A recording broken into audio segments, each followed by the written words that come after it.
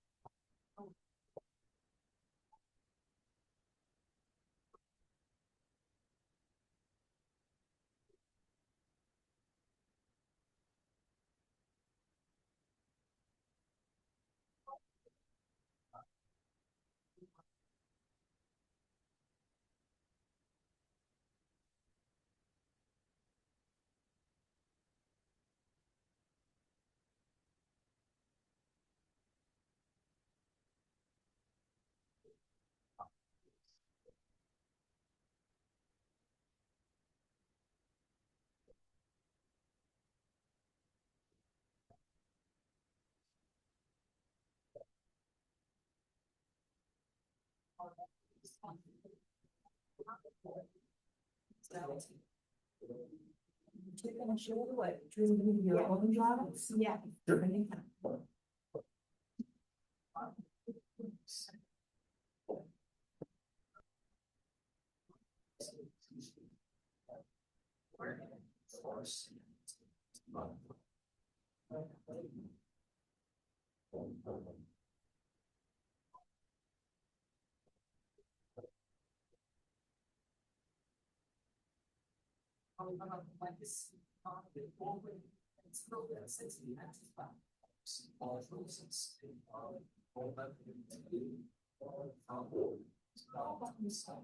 First of all, I love anytime you do like an activity of this, just how different people are. Right? Some just sit very contemplatively and like reflect and deep in their thoughts. Some are like note takers, jotting it down, making sure you have a reference point. Some of you have like the technology in front of you, kind of taking the notes, right? And I didn't take notes because I've had plenty of time to marinate in this, right? But some are like bullet points, like writing more. So it's just interesting to watch. But the why people serve is so important, right? Because it's your North Star, right? It's when things are difficult or things are even unhappy, it reminds you of why you got into what you got into. So Alex, I'm gonna start with you. Why did you kind of just go through those questions in whatever order you would like? Let's go in the order that's on screen. So, I mean, at the end of the day, I'm really grateful for the education that I got at Lakota, and just after moving back and getting involved, it was one of those things where and I felt like it'd be a good opportunity for me to give back and try to make sure that other kids and people in the district had good opportunities like I had when I was here. A moment of education that shaped me. These days, I guess I view a lot of this through my kids as they're going through the schools. And I don't know if there's like one specific one, but like I just think of all these times when my kids are like, they're doing their best, but they're struggling. And then they have that one teacher that kind of, reaches out and makes some kind of connection with them and helps them kind of through whatever issues they're experiencing and kind of makes it all come together. Do I hope this board protects for advances? I would say,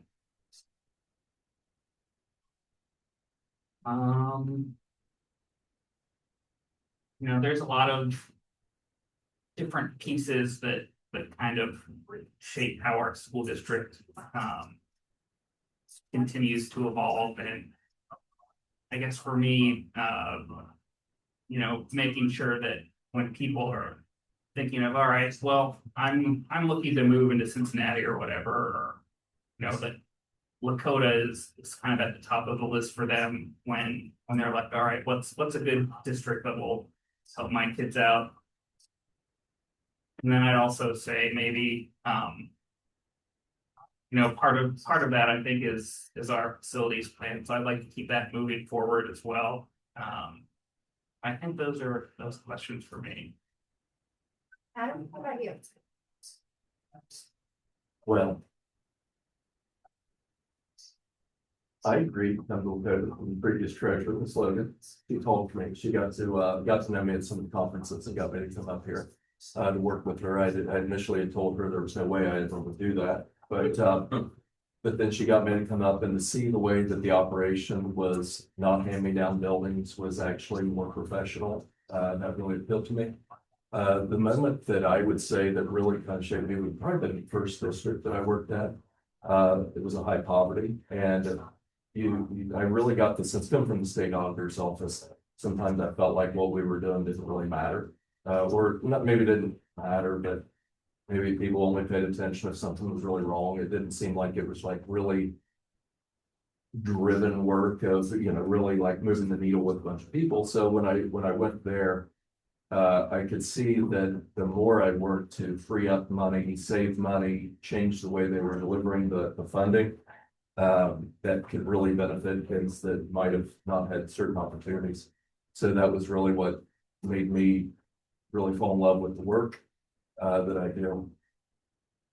And then on the future side of things, everybody kind of aligned, gel toward a unified goal or plan. I think that the more that we work in that direction, that there's a lot that this place can do. We have really great people. Ben, what about you?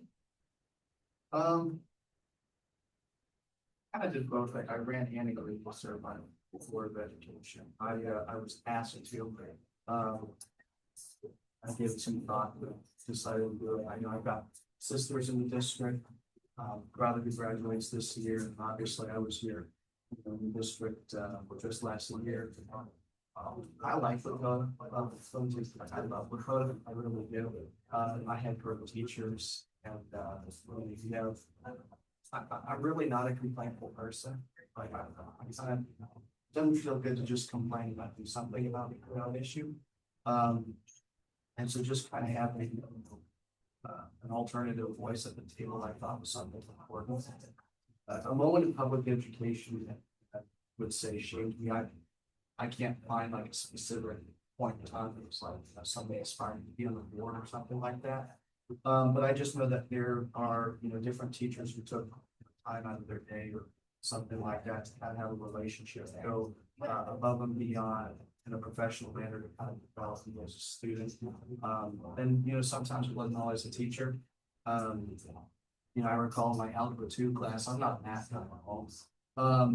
But, she just kind of went full steam ahead. Everybody, if you fell behind, you fell behind. And there was nobody kind of helping you up there.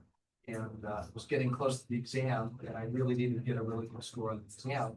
So I got a tutor, and the tutor basically went in just a few short weeks, really helped me out. So, on a broader scale, how does that translate? You're just kind of having those people in kids' lives so that they can succeed in their grade or whatever it is for the exam or whatever. And what do I hope this board protects or enhances? I think on a really broad scale, of like, a home in Ohio. When my family came here, they moved from Vietnam to Texas and then Southwest Ohio. And my mom's side was coal workers and then Ohio. So there's something really appealing about this state that I think we've lost since the 1970s. Gone down from 24 to 15 congressmen. And I know it's been hemorrhaging people. And so I think what I'd like this board to protect, at least in our corner, is kind of Alex's story. People were raised here and they want to come back because they know what their experience was like at schools and what that was. So that's kind of what I want for Lakota to have for this board. That one I can. Let's see here. So run for the board. My kids have only gone to Lakota schools. And I've been active with the district for probably a decade at the point. I have skill sets that are applicable to all this. So, I have a master's in public policy, a master's in business. I think I can lend some of my skills to help solve the problems at the time. The district was in kind of turmoil. And I looked at it and I love everything that this district has given to my kids. And I thought it was an opportunity for me to lend that skill set back to help the district, and knock on wood, hopefully I can do that. From a moment in public education, Mrs. Kerr, second grade. So I moved around a lot when I was a kid, and I was in Denver. And in Denver in first grade, we were more advanced than Florida's curriculum was. So I already learned how to do multiplication and division and was ready to rock and roll. And I moved to Florida, and in second grade, we get in there and they were doing addition and subtraction. And I was bored. And Mrs. Kerr's like, dude, what's going on? I said, I know all this. And she goes, yeah, I know all this. So she talked with me and she sat me down. She said, okay. So she went and said, okay, this kid needs to be in third grade math, not second grade math. And the policy was, well, he has to pass every unit end test for second grade before they would promote me to third grade math.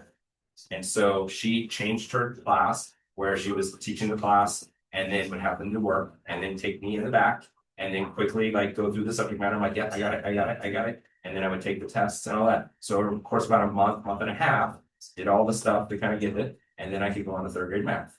And I that was pivotal because it would have been very easy for me to just sit in class and be bored. It would have been very easy for her to be too busy, not to care about this new student who just came in. And because I did that, that got me on the advanced track, which led all the way to when I graduated in the top 10. So I look back at that moment and I look at my brother who's 6 years older and got bored with learning and he kind of checked out of the process. And so I really credit her with making sure that I stayed on track. And hope for this board to protect and advance. I think the biggest opportunity we have when I'm out in the community and I talk to people, whether it was as a parent, as a board member, when I was running for the board, there's so much love for this district. And it's not just current families. When I talk to people who had kids 20 years ago, they have the same love. And when you hear the way that they talk about this district, how this district was built up, how the community, gave and supported this district, there's a disconnect with where we are now, which I would love for us to try to figure out how do we bridge, which is how do we translate this love that all this community, that everyone in the community voices for Lakota, and we translate that into the vision of the district of where we are and where we want to go. And I think if we can channel that love and produce tangible outcomes from that, I think that will help us, achieve the things that we talk about at student achievement, opportunities for our students. So. Oh, let's see, why did I agree with Brian, sir? I think I was like highly involved in the district when my kids were in school. At the district level, at the school level, and then they graduate. And I was like, stay, what am I gonna do now? And so somebody said to me, why don't you run for the school board? So apparently I cracked under the pressure, but I decided to run, and I think my reason for running is that I feel like somebody did it for my kids. 5 people sat on the board of education to make sure my kids had a great education, and so I wanted to give that back. So that's why I agreed to run. Moment in public education that shaped you. My mom was an inner city Cincinnati public school teacher, and when I was in high school, part of the fun thing for me was I could help grade papers. Like she'd be home the times table test or the multiplication test, and I got to help grade them. And there was one particular little girl that I just talked to my mom that was really struggling.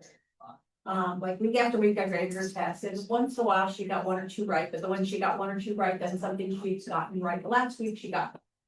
And also because it was inner city Cincinnati, my mom did not have a lot of parental like PTA support or anything like that. So I would go in for like parties or to help with things. And one day I went in, I don't know why I went in, but this little girl who I had gotten to know over the years held up this test.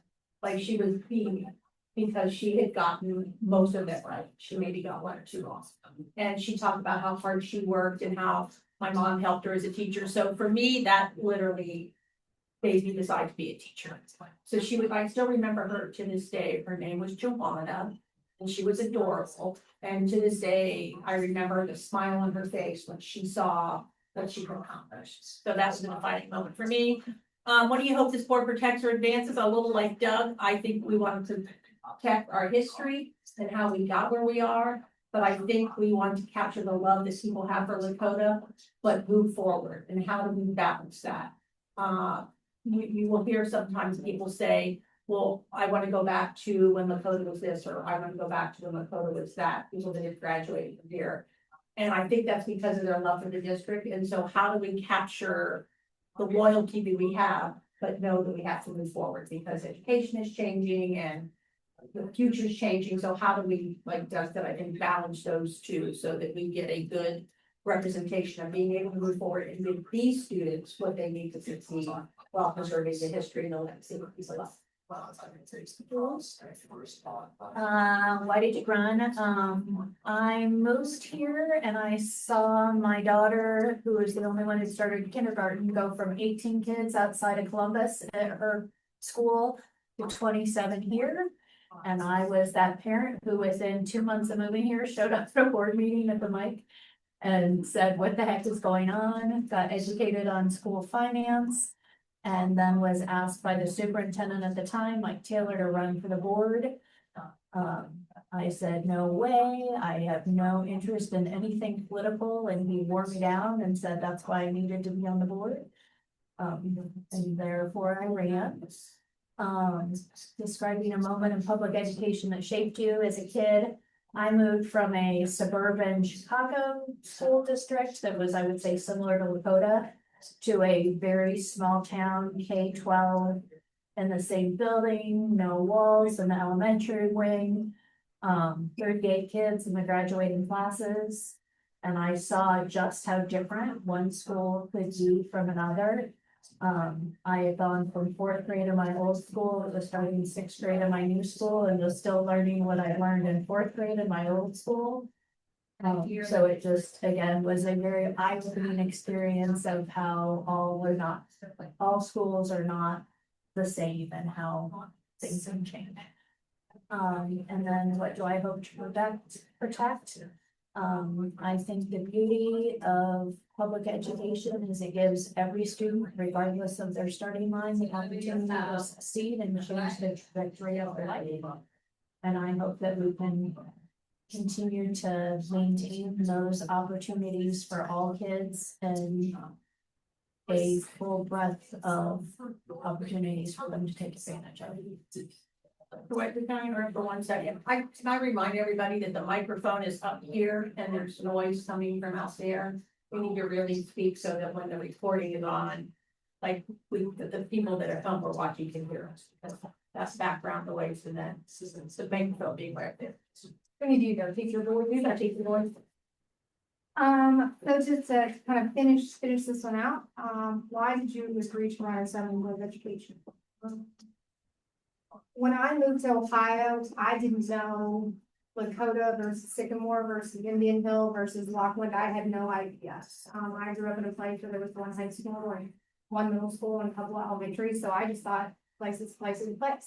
And luckily or coincidentally, I landed in Lakota local schools as a teacher. And as soon as I was a teacher in that building and living in this community, I knew what a special place it was. And even though I left the school district to kind of start my administrative career, I knew that there would be a time that I would want to return. I knew that from the moment I left, all the way to the way when I came back. I live here, I'm a community member here, I'm a child here. And it truly is a special place, and so to be able to give back in that and work in this capacity is just a continuance of what I started back like in 2006 when I moved here. Describe a time in public education. So I come from a family of educators. Everybody is a teacher in my family except for my father. They all teach physics or chemistry and math, so I kind of broke the mold when I picked English. But more, I think, when I think about the moments in public education, they're always people. And sometimes those people are kind of like non-examples that you wouldn't want to shape you, but more often they're examples. Whether it's your kindergarten teacher, who I found a letter in my mother's nightstand drawer the other day that she kept about me from kindergarten. or, my college professor who spoke at my wedding about the literature of love. Yes, I'm this person. Or just recently, actually this week, my elementary school principal passed away, and for whatever reason, I like had a moment, and my mom was like, "You haven't seen this thing in like 30 years." I was like, "I know, but it's Mr. Williams, and Mr. Williams always like gave you high fives and took care of you." So I think it's just the people that kind of slowly shake, kind of like like a root on a rock, kind of smoothing you over. And what do you hope that we protect or advance? I think we've all said it, it's making sure that we're, a destination district, making sure we respect our past while moving ourselves forward to make this the place that people are very proud of and want to be and learn from and give the best education possible. Every person that spoke here talked about people that have either directly impacted us or our students, and the fact that we want to continue to work, right, to be better and always improve, right? Not that we want to abandon that. And so I think just reminding today, as we kind of get into the work, right, if we remember our whys, I think that will help certainly keep us grounded about why we're here at this table and what we're looking to accomplish together. Now, I'm gonna check my agenda real quick. So make sure I'm on. Yeah, I thought it was. So Ben mentioned team building. We're not getting out of here without a little team building, okay? If I could have us sit in a circle, I would, right? But we don't have the circle capabilities. But how many of you have ever played the game Tribon? Board game? Okay, so Tribon is where you have to figure out how three things, what they have in common. Okay? And sometimes it's super obvious. And then other times you're like, I don't know, right? You gotta marinate it. So we're gonna start small. Give you a few examples, and then you're gonna be the trial parts. Okay, so that's our exercise. So let's start easy. We'll go a little harder. Okay, like carol, ballad, and lullaby. What do they have in common? They're all songs, right? Okay. What about tanning, plant, and seed? Canning, plant, and seed. Sun.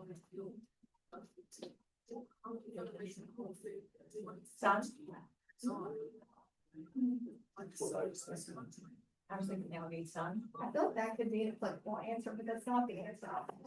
Should not give one to us. I do think that's valid. The answer is they're all bed. Canning bed, plant bed, bed. Oh, okay. Yeah. Yeah, I was gonna say, I would have never gone there. All right. What about white, black, Rubani? Okay. A peanut, an ocean, and a bullet. Yes. Oh, yeah. That surprised me. You got that with like nice over Your coyote. right? Okay. Teeth, beauty queens, and checkers. Teeth. Teeth. Beauty queens and checkers. They're crowns. Okay, a few more, and then you're gonna get to be your own. Ooh, these are hard. Okay. A poor server in tennis. Poor. I heard that accent. A poor. Like they're not good at it. Not like the poor. Okay. A person with many vices. In California. All falling. They have what? Faults. They all have faults, right? Oh. Okay. A flower shop, a composer, and a personal planner.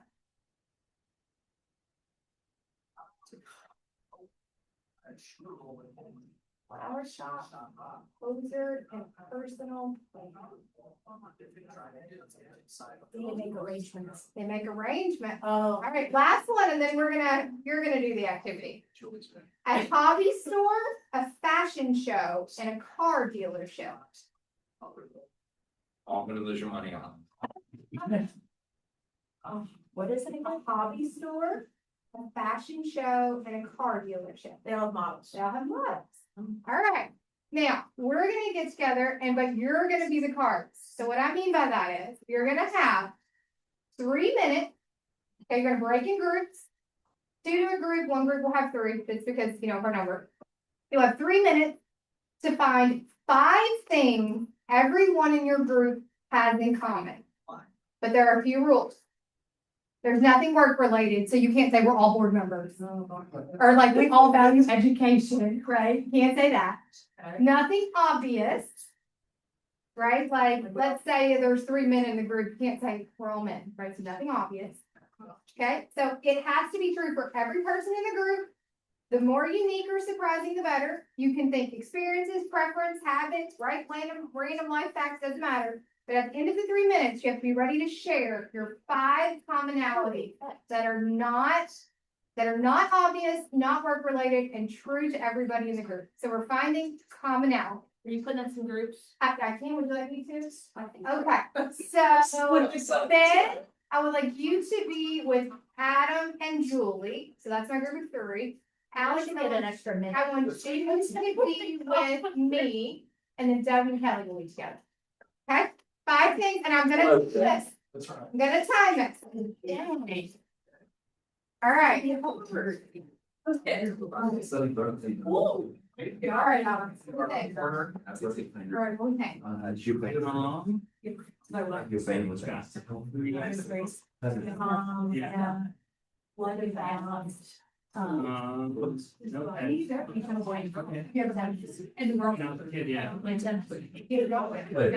Not saying we do. Yeah.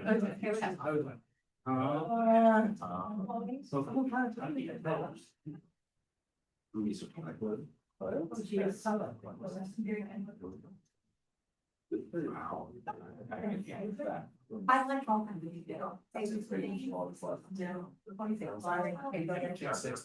Well, I didn't go to the Star Trek building experience where we building. I agree with that. I agree with that. Okay. That's right. What about? It's really felt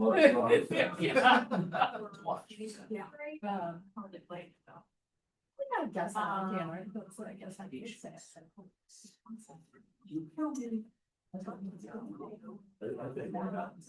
No. All right, we don't have finances, either major or college. Oh, for that long. No, you do that, right? I see senior. What about? What else? I know, think about the box, there's some out. That's your favorite word. I've been can. What about,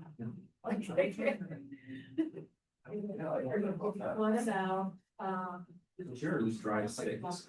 yes. Yes. That's what we're. That's how I learned. We listen to it. Let's go. That would- Yeah. Oh. All right.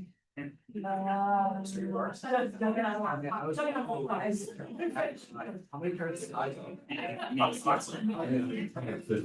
I have about 4. Like, I learned from my dad. Probably not as many. I remember not. Yeah, I took my test on. Yeah. Well, no, I was supposed to, and I'm an excellent fellow partner. It's mine. Oh. She just cannot do it. That was. And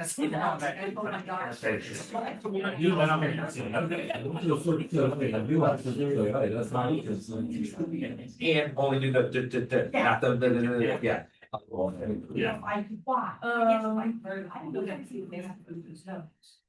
The code thing, when I was teaching Lily, and I was like, this is a market you've never moved in. Like, it's still learning, it has no readings, but.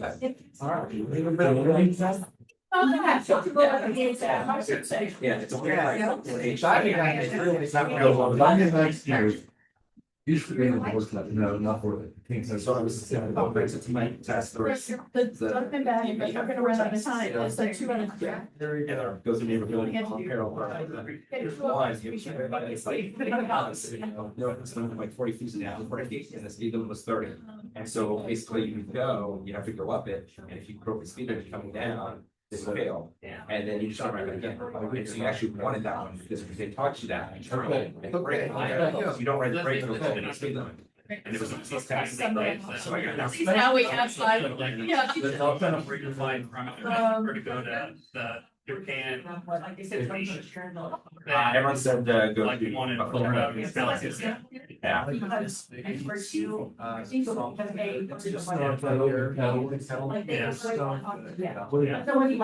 the travel's expensive. Yeah. Food is a lot. They never left it there. Yeah. We all there? Crazy. We're not gonna get there. Try to be done for another. Oh, yeah. We haven't been done. We've been chatting about driving tests and. That's impressive. Okay, Okay. we were at a disadvantage, so we're going, 2 of our 5 had to go for 2 for 3, because we figured you all only had to get 2, so we're allowed to have 2 of ours. We couldn't get to 5. She's differentiating. The 2 that were 2 for 3, you can guess who was not there, was loves ties and has over 40 ties. So I was clearly not the person that had.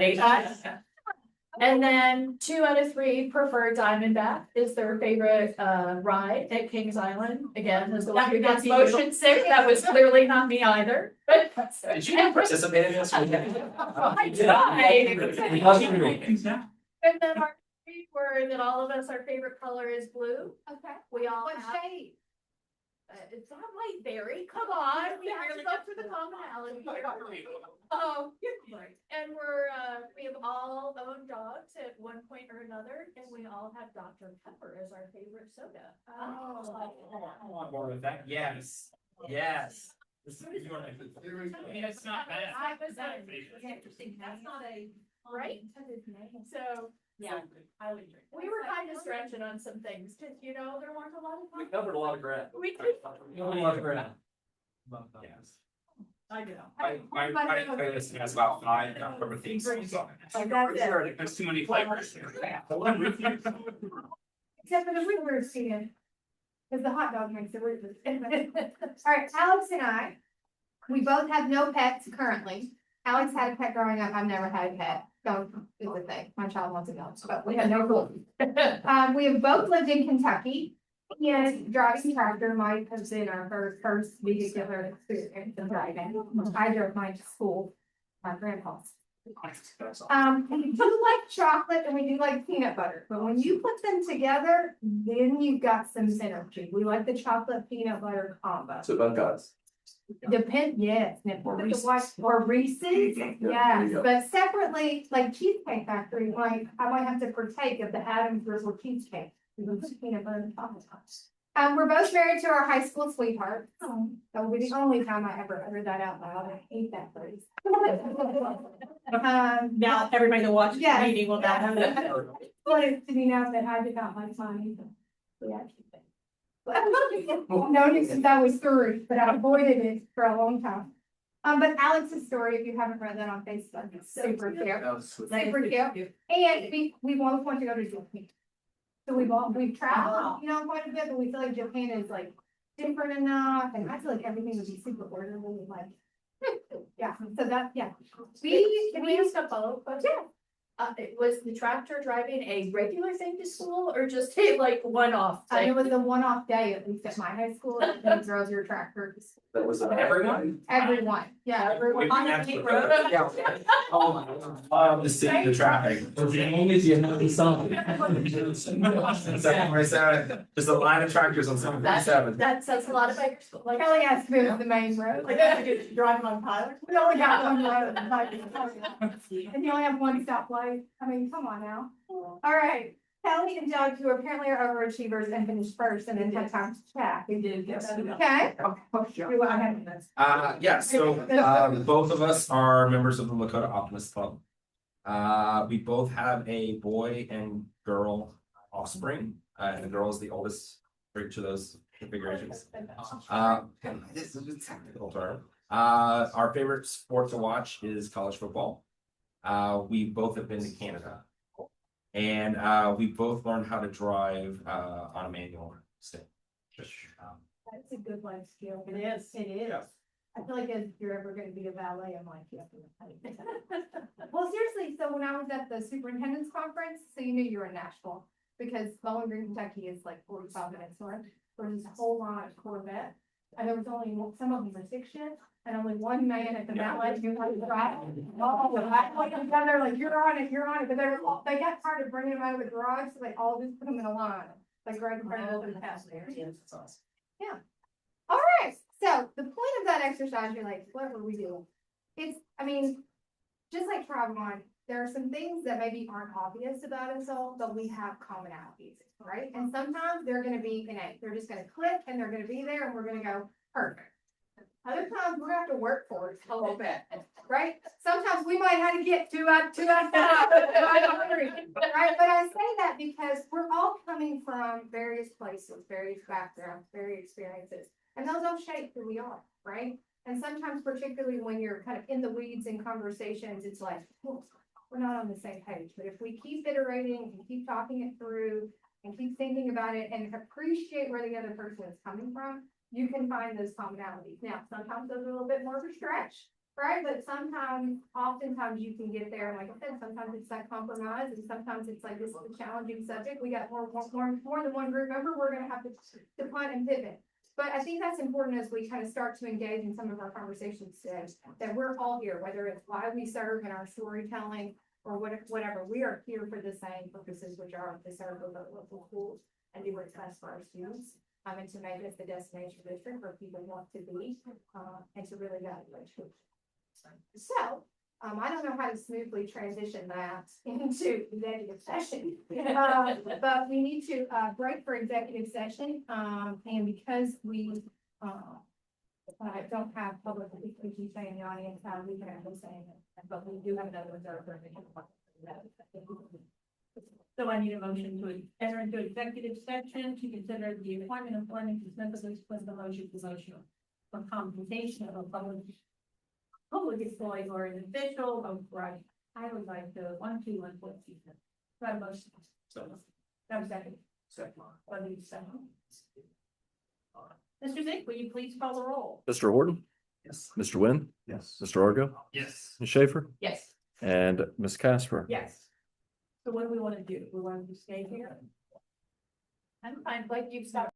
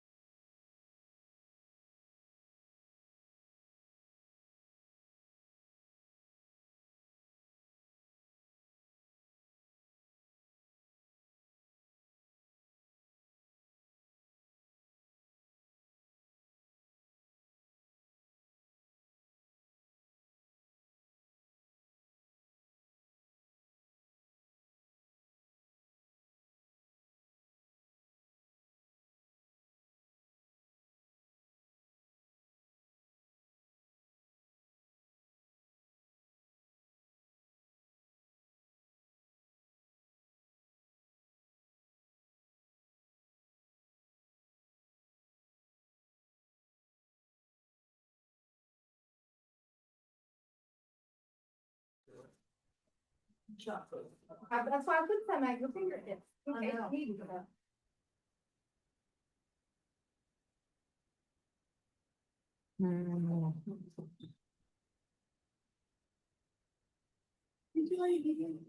I did not recall, Senator. Ready? Okay, I'm pulling us out of the executive session and we will continue with our retreat. I read to chocolate. All right. Wait, where's Ben? He's right there. He's just getting, but Wait, where's Ben's going? if it had peanut butter in it, I'll be happier.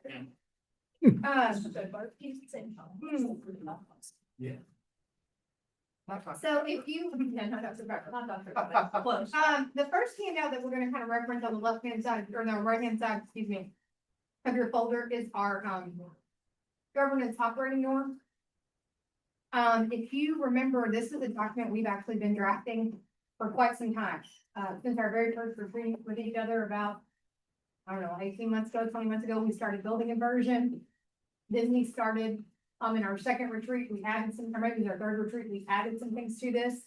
Ben and, Alex, I shared this with them, I think maybe in December or January past, just so that they were familiar with kind of what was in place and let them know that when we had our retreat, as the time was a little weird with our math facilities work, that we would be delving back into this, not only to acclimate ourselves to it, but to see if there were any things we needed to discuss, delve into, find common ground on, all those kind of pieces. So with that, I mean, we can certainly go through this, page by page by page, but there were definitely some sections that I think just kind of drawing your attention to that can be more, have richer dialogue around might be helpful. One is, roles and responsibilities, right? I don't know if there's anything specifically in that section that kind of drew your attention, but you know, if you look, basically the 10 basic responsibilities are up here on the screen of a board member, right? This comes from, OSBA, kind of, if you look in these series of books that we've given you, these are just a nice resource to keep for, future reference. These are kind of the top 10, I feel like David Letterman's top 10, right? 10 basic responsibilities are mission and purpose, hiring the superintendent and the treasurer, evaluating the superintendent and the treasurer, organizational planning, ensure adequate resources, manage resources effectively, monitor programs and service, enhance programs and services, maintain legal and ethical integrity and maintain accountability, and orient new board members, right, which is over here, and assess board performance. And so those are basically those main responsibilities. And I wanted to check to see, do we feel like anything are missing in those A through G that we have there? I kind of cross-reference those to our code of ethics, code of conduct, like the OSBA has, and as part of our board policy 123, and I felt like they crossed up pretty well. Anything missing that we feel?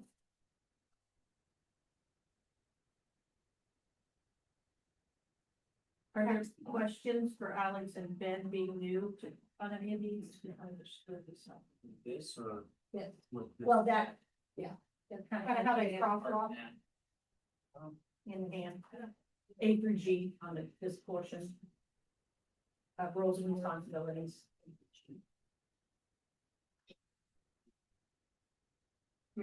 I didn't read First that. page. Yeah. Okay. That was the first page.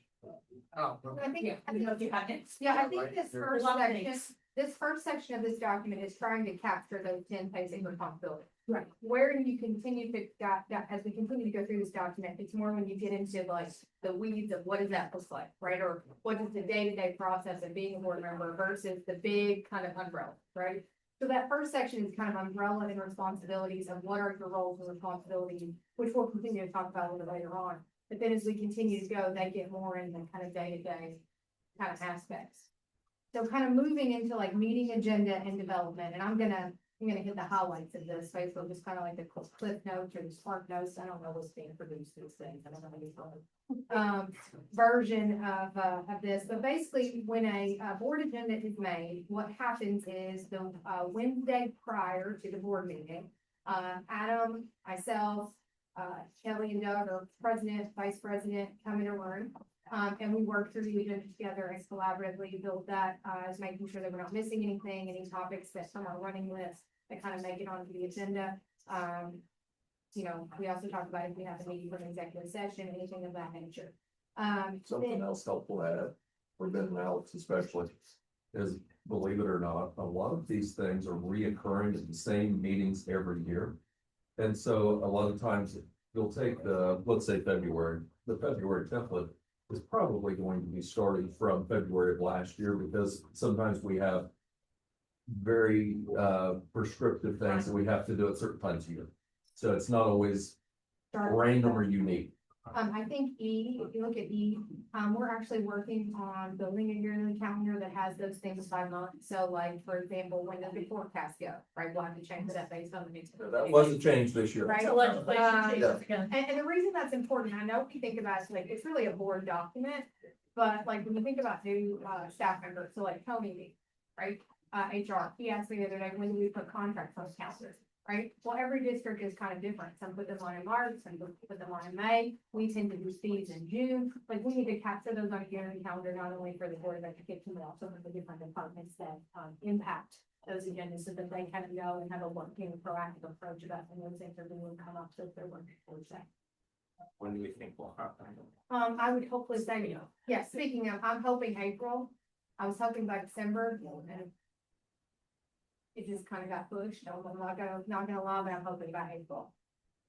So in an ideal world, you guys get together and we have the finalized agenda with a bunch of time to look over it, but things happen and things get added. Is there best practices for when things change after the initial agenda sending, like how to make sure everybody's aware of that? I mean, if it's something big, I'm sure we can get an update, but. So thinking kind of through that timeline, so. I mean, right now you can go to, I think it's like the February 23rd, there's a draft of that agenda where it's just the working agenda where you can do that. By the time we get to that Wednesday meeting with leadership and Adam and I, we're hoping it's pretty finalized, right? Because then ultimately that's what goes live on Friday. That's what I delved into in my board update of the major highlights. And that's what the public can see. But please know, if there's anything ever that you want to see on the agenda, or you're like, hey, I'm just thinking proactively, if you email me, I have my running list, or Doug and Kelly have their running list as well, as we can put on. If there was to be like a major last minute addition, let's say after Friday when it goes live, we would certainly help, send an email out of some sort, or like communicate in some way what that big topic is going on. I will say my time, I can't think of a huge big one that we had that we missed completely on the agenda. We might have had to add like a document or upload a document or something like that. Seems like a lot of the refresh will be like a staffing. You get somebody that you have a resignation or a position that was posted has now been filled, but you can also see at the bottom of all of those, it will also say when last updated. Sometimes now we'll see, and I've kind of went both ways, you'll see some meetings that have previously closed that have an agenda item that's updated, because I've tried to re-copy in the items that now have signatures. You know, sometimes like the county or the cities townships have to sign those. And so then I like the best copies to be in there, so it's just easier to find. But you can always tell that Board Docs does record that also. I also thought. No, I just can't, I'm trying to think of a good example of a strange material ad, like I've seen before. Like where you might have a wording shift or something where we caught on forecast perhaps. But as far as like numbers, material assumption changes, we usually don't have a lot outside the normal business, I wouldn't think. I will say, like, having, again, been part of that, like, if you do have something you want on your agenda, it's definitely helpful. So then, if you know there's a topic somebody wants and wants it to be added, then maybe something else can push till the next meeting, so you don't end up with a marathon meeting. And or also, if you know that you're not gonna be able to make a meeting, if you can let everyone on the team know, so that they can, again, assess, like, goodness, are we able to, and can we wait till we have a full board to have whatever the discussion is? And something that may be on the agenda could actually have waited and have had a better conversation if everyone was able to be present, so that's our goal. I believe more times than not, you'll probably see material agenda shifts are adding or adding to an executive session. I think that would probably be a good stereotype that a lot of times when something popped up, that will lead to an exec session, may get added to an agenda after the setting. I think that would be. That's usually communicated, usually we know that between the Wednesday and the Friday, and that's usually communicated in the weekly updates. Yeah, there might have been a time where something popped up over the weekend but that an email would go out, so that we now have that. I was gonna say too that I can start a practice. And I meant to do it last week. Something else. I'm gonna start a practice, to Julie's point, where I'm gonna send an email on Friday to the board before our Wednesday agenda setting to say, is there something that you want to see on the agenda? If it's not already covered. And I was also going to add to that, hey, FYI, if you're not planning on being at that meeting, but because many times I don't know that people aren't coming to the meeting. I think, and then this will kind of transition us into the. Adam has his hand up. Oh, sorry. One more thing. I think in the last several years, I think we've done a really nice job of following the committee path the right way to prevent some of those things from popping up. Not that they wouldn't naturally, but I think that from me sitting in the back of the room than sitting in front, there was more things that I would see get added in when committees weren't really as procedural driven. And we've done a nice job with, which we had a lot of excitement. We had to.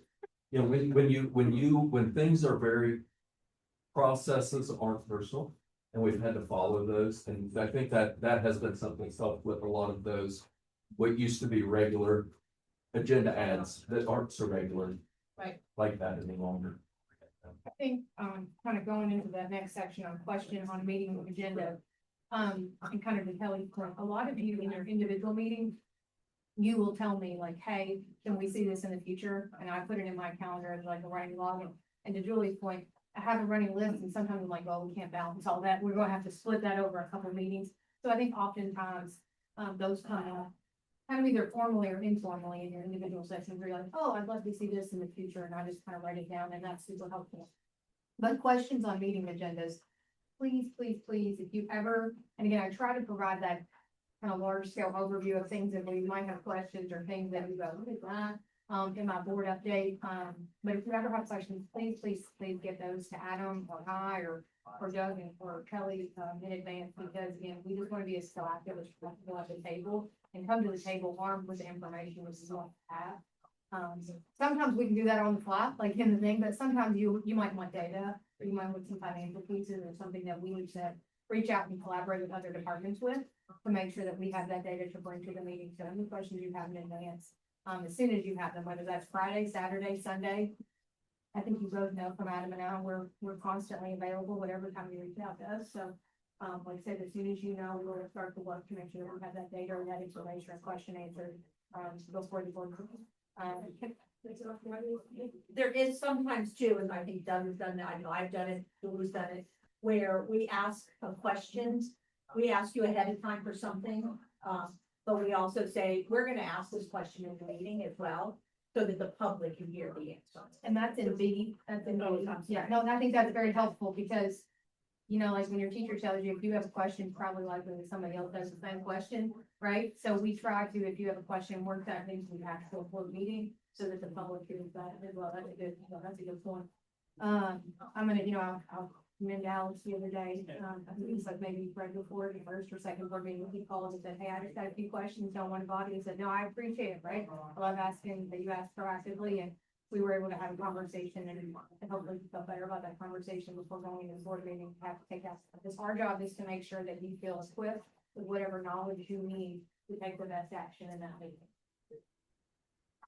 Yeah, and I don't think anybody takes offense or anything to questions being asked live off the cuff and stuff. It's just don't be offended if we have to get back with you on the information, because in a public meeting especially, you don't want to say something that then we have to retract or figure out, or it comes out wrong. So, it's just don't be alarmed if it's we'll get back to you on that, but we'll write it down, maybe you don't want to forget them. On from the audience, I've seen gotcha questions. You don't, those are not helpful. Right. Meeting management, I mean, I know we've only had a couple, actually we've had more than a couple in a very short period of time, we've had a lot of board meetings. But meeting management, you know, I'm summarizing again, big overarching views, but making sure that we're respectful in the room. I haven't seen any issues with that. And even though we've had different opinions, I think I'm in those formal board meetings, everything has been as open-minded and respectful of those diverse opinions as we can see. And like I said, I know that we're just starting together to become cohesive as a board, and I think we're on the right track. In that part. Yeah. I'm gonna highlight D in here, which Which is part? Meeting management? meeting management, right? While healthy discord is a part of any board meeting, we do not want members to feel obliged to comment or expect other members to understand their lack of comment. Does not mean they are not engaged. I think that is the goal of driving efficient meetings. So for us all to sit around and say the same thing 5 times doesn't necessarily drive an efficient meeting. So that's kind of the thinking behind that, but I think that's also something where, you know, I always try to focus on how we get. I'll be honest, I feel like that way sometimes when we get to the closing comments. A little bit. You know what I mean? Like I'm like, please don't make me go last, and I don't know what I'm, like, I do feel that, Yeah. that I think that's a very good point to emphasize that, like, it's okay to just go, yeah, you know, like you said earlier, I agree, I concur, next, right? Kind of changing topics and changing slides, it's still in this document, is how do we communicate? And this one, I made its own kind of standing, slide, because there's a lot in here, okay? Under this communication document, and so I think starting with legal counsel and kind of going all the way through. The legal counsel piece, we're gonna talk about legal counsel tomorrow, if you look at your agenda. Just some data, some pieces about how we might can do things better, work on that process, some opportunities around maybe like public records requests and anything. But this is more from the communication aspect. When I came in, we were kind of all over the board with, as you know, because you approved them in the board report meeting. We have a lot of different legal counsel that can reach out to get diverse opinions or, you know, to get second opinions and things of that nature. And so we tried to really solidify that down to, I'd say our majority is, innocent Britain, but that doesn't mean that we don't reach out for second opinions on different things to different folks. But the part of this that is important more from kind of executive team is, again, when I kind of stepped into the role, there were a lot of people reaching out to legal counsel. Like, you named a staff member and they were reaching out to legal counsel. And as you can imagine, that's clunky. I mean, just our pure volume, but also that can be super expensive, right? Because there are people who, instead of utilizing the resources from each other to see if we already have the knowledge and our prior experiences, we're just kind of reaching out to legal and questioning that. The other thing about, again, you always want to get a second opinion, particularly when you're dealing with a kind of polarizing issue. But one of the reasons also that kind of having a tried and true kind of legal counsel or someone that you navigate for is they kind of understand your history as a district. And so they can go, oh, you remember, we actually dealt with this 2 years ago, or, oh, we better be careful if you remember, we got sued on X, so we got to make sure, like, they have a history of your district that I think is important, that helps them calibrate, not meaning they give you the answer that you want, but they have the history with you to know kind of where you've been and where it's going to help kind of integrate that into their legal opinion. And so legal counsel, we clean that up to really, I reach out or Adam reaches out to legal counsel. If an executive team member needs to reach out on legal counsel, they always check with me first and copy me on that so that I can see that information in that conversation. I would say sometimes tech reaches out, particularly in the nuances of like, our most recent is like ADA compliance. Just me and Todd are on the emails with very people pieces, but that has really helped, at least consolidate, and make sure that we're driving those conversations to the appropriate people rather than layers and layers. The line is money. Yes, correct. I mean, because when you make the phone call, whether it's and again, I don't know if a lot of people know this, you know, whether you're up, they normally bill in 15 to 30 minute increments depending on the terms. And so you want to say, right? You don't want to call for 5 minutes and get billed for 15 minutes, right? You want to make your list and call and go boom, boom, boom, boom, boom, and be cognizant of where you are. So we do try to be efficient in that. Like I said, we will circle back to this conversation tomorrow, kind of at the end of the day, it's about legal counsel today. Another thing to keep in mind on legal is that it's the board's attorneys. Mhm. And what that means is they represent the district. So if there was a scenario that got weird with any of us as employees, we have to get our own legal. That legal represents the board. We've seen that in my time. So Yeah. just going, throw that out there. Fair point. We have seen that. So now I'm kind of transitioning into this communication section. I'm gonna go from communication all the way down to confidentiality, kind of we're looking at that section. The easiest part, in this is connection with the media. That's the easiest. Betsy does it. Right, if the media wants to connect with anybody, including myself, they have to go through that, or have, right? And the reason for that is she tries not to overbook us, overschedule us. She also has relationships with the media, and she kind of knows who she needs to work with a little bit more to make sure that there's the full and complete story. She also gives a timeline of when that story might happen and when she does have the frustrating interviews. And she's also respectful just of time, right? Sometimes, particularly if you've got a hot topic, I mean, you could have multiple media sources reaching out to you during a one time, and so really funneling those to the post can be very, very efficient in that. So that's kind of the easiest section, communication with media, like I said, they go through Betsy's team and then she coordinates from there. Let's kind of start just at the top of communication about the board president will serve as the spokesperson for the governance team. There's an open line of communication, and then we provide, our weekly update. I think I think of our recent emails that we've experienced and things. We have natural spokesmen that come up, right? If it's financial, then we have them, right? If it's more academia, those kind of things, HR, it tends to be maybe it's not Kelly's, right? It's me. When it's board, Kelly tends to be the person that communicates or serves as the spokesman of the government systems.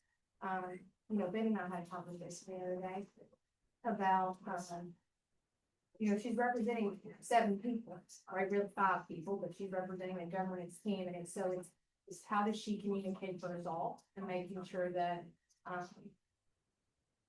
that people don't feel like their opinion and their voice is left out of that. And I know some of the recent emails have been just making sure you answer all questions, you answer them respectfully, you try to account for all of the different voices, but also understanding that we're carrying the banner, we're carrying the message together. It doesn't mean that somebody's voice is not important or it's not heard, but it's trying to balance the overarching voice of the board, what that looks like, which can be a challenge sometimes. I will say, from my perspective, after you do this right now, being the board spokesman, what I'm relating is A, either things we've talked about as a board, B, discussion on policy that are black and white, or something like that. I'm not speaking my own opinion in any of the answers to emails that I give. I'm speaking whatever policy, what we've all decided, what we talked about as a group. Being the board president, being the spokesman, doesn't mean I'm giving a contact channel 9. Hey, next year we're doing this about it. Because I want to. So, I mean, I think that it is challenging because I don't want to get my opinion. I just want to make sure that 9 out of 10 times, as you will see, it is something that Dr. Whiteley would answer, and we would give an answer. It's not even us. But as we've seen lately, there are things that come to us. And so I just want to make sure that I'm not giving my opinion. I'm giving either a policy opinion or something that we have already had a discussion about. If there's ever a doubt, Kelly does this and Amelia does this as well. There's a question of who is the best to respond, right? Is that you? Is that me? Sometimes it's probably a flip of the coin. But if at all possible, it tends to err outside of me, just because it tends to be more administrative in nature. I do think D is very important, and E in that all board members are receiving the same information, right? So when we get a question, making sure, oftentimes people include the whole board when they write a board But if not, we try to copy everybody's in, because again, everybody's probably getting the same question. Also not unique, or, you know, I'm not immune to the fact that somebody might, duh, right? Somebody may reach out to Alex for that question, and we don't know that, right? Because we're not in your inboxes, or somebody might just reach out to me. And so I think it's making sure that we keep everybody in the loop, because we don't want anyone to feel like they're missing information that the other board members don't have. I will say, one of the, kind of the newness this past week, I did get, happened somewhere here. I did get two emails, two emails directly to me that did not have the board on them, about a concern of some post.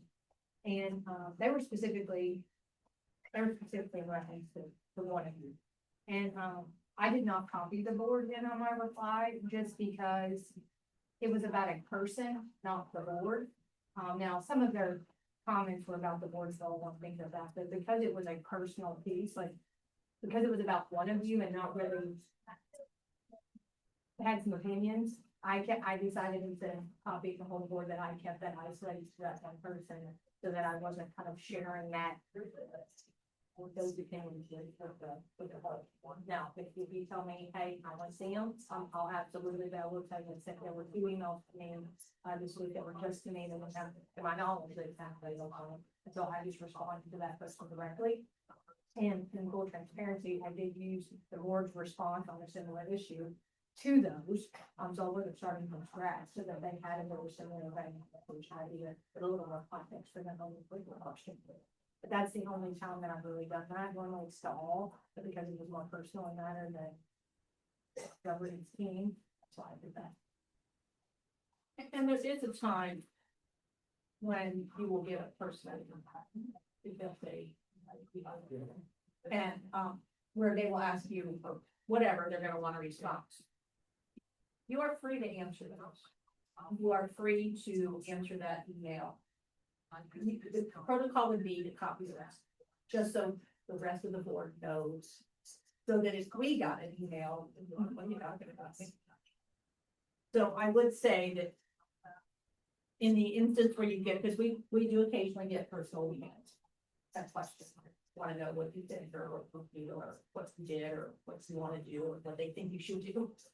I think the slight note on that I'll put is that they should be blind CC, and then should go on the top. So we also want to be cognizant of sunshine laws. Yes, And so that's all designed to avoid the accidental thing where I accidentally respond because, there's something in there's a Right. question asked and it's very, inane, but then suddenly we are somehow, communicating serially. I'll commend Mr. Cinco there.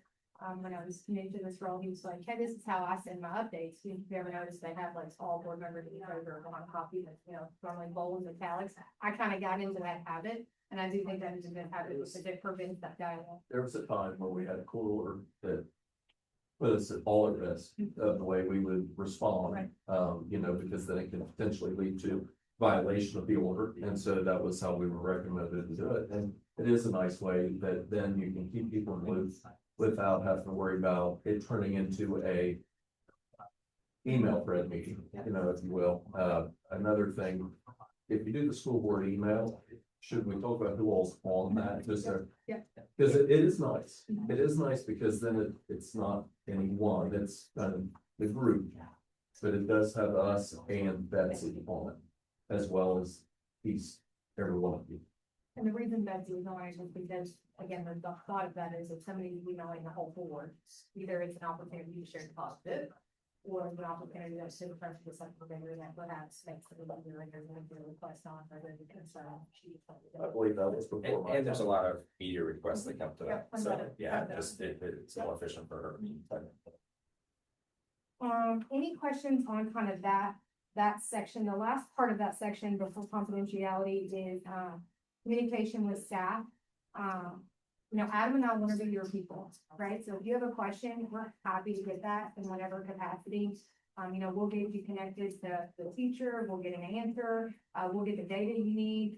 So instead of just, reaching out directly to staff members, if you will utilize Adam and I, we just never, people are cognizant of your roles, right? For sure.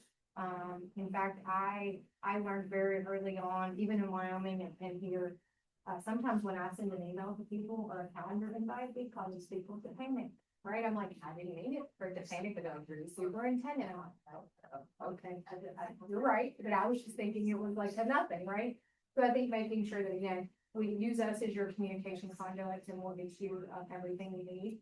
And then I think you saw in that last section as well, we have never had a 48-hour rule. I think we're doing pretty good on that. I don't think we ever let emails just kind of sit, particularly ones to the Board of Education, to make sure that we're keeping them turned.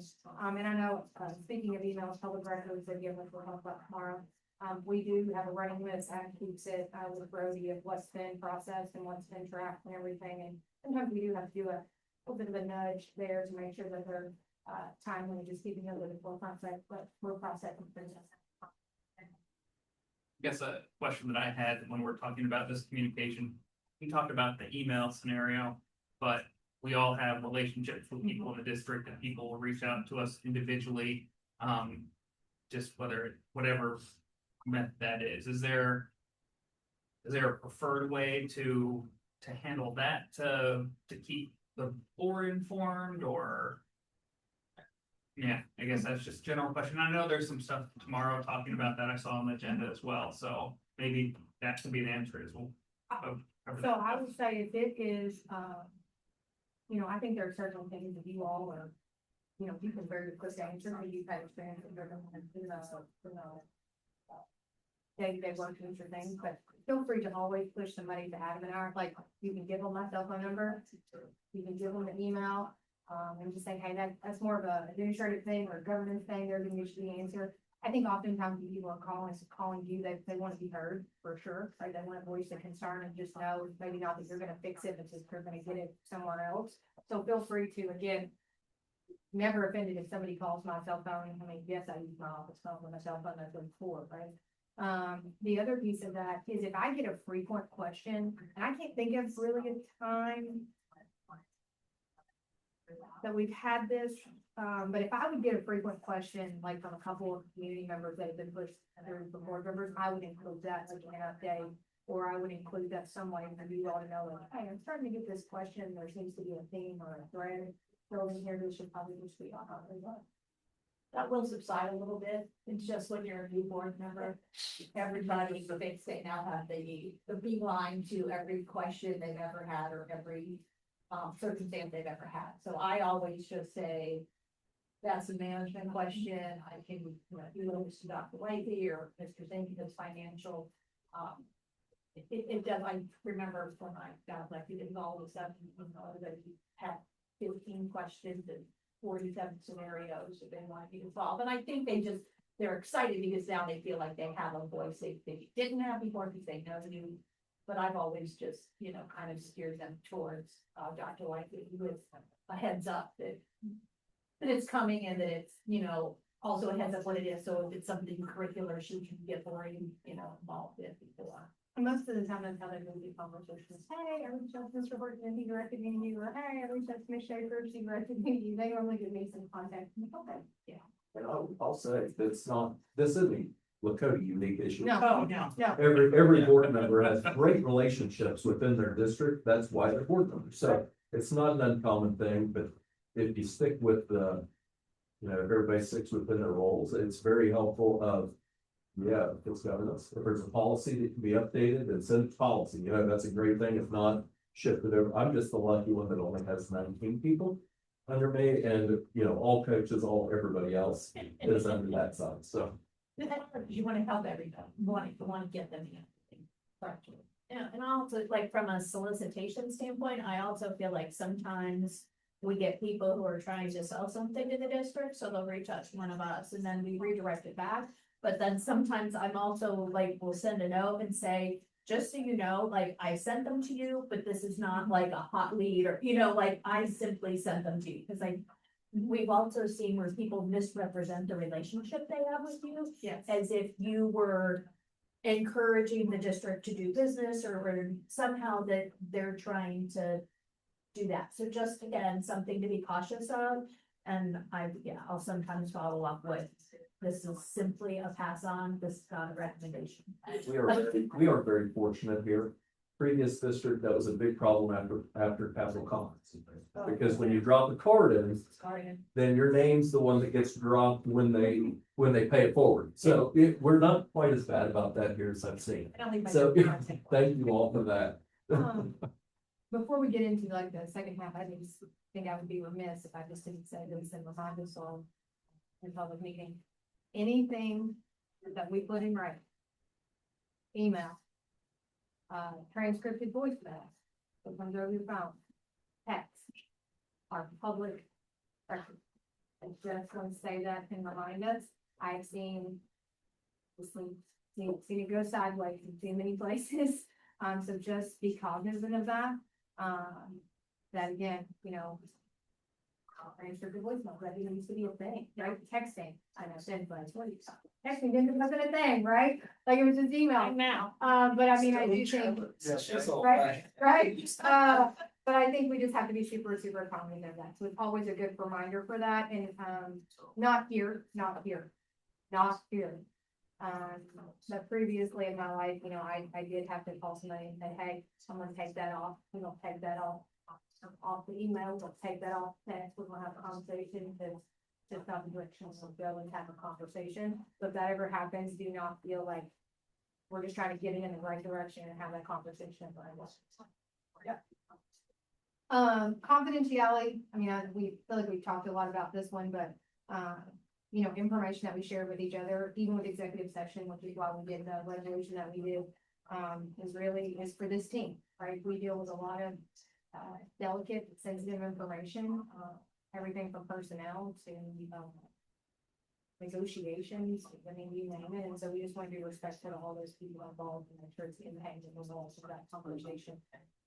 This one I did feel, I actually made a note on this when I was reviewing these before the meeting, because I feel like we have to be careful with how this one is worded, because it sounds like we're having all sorts of confidential conversations that where most stuff that we're doing Isn't is open, public correct. record. Yep. So I don't know if there's a way to word this a little bit differently to make it not sound like we're trying to keep everything confidential, because we all know we can't, as we just talked about. It's that it's more the like Sensitive specific and some, You get yeah. like classification.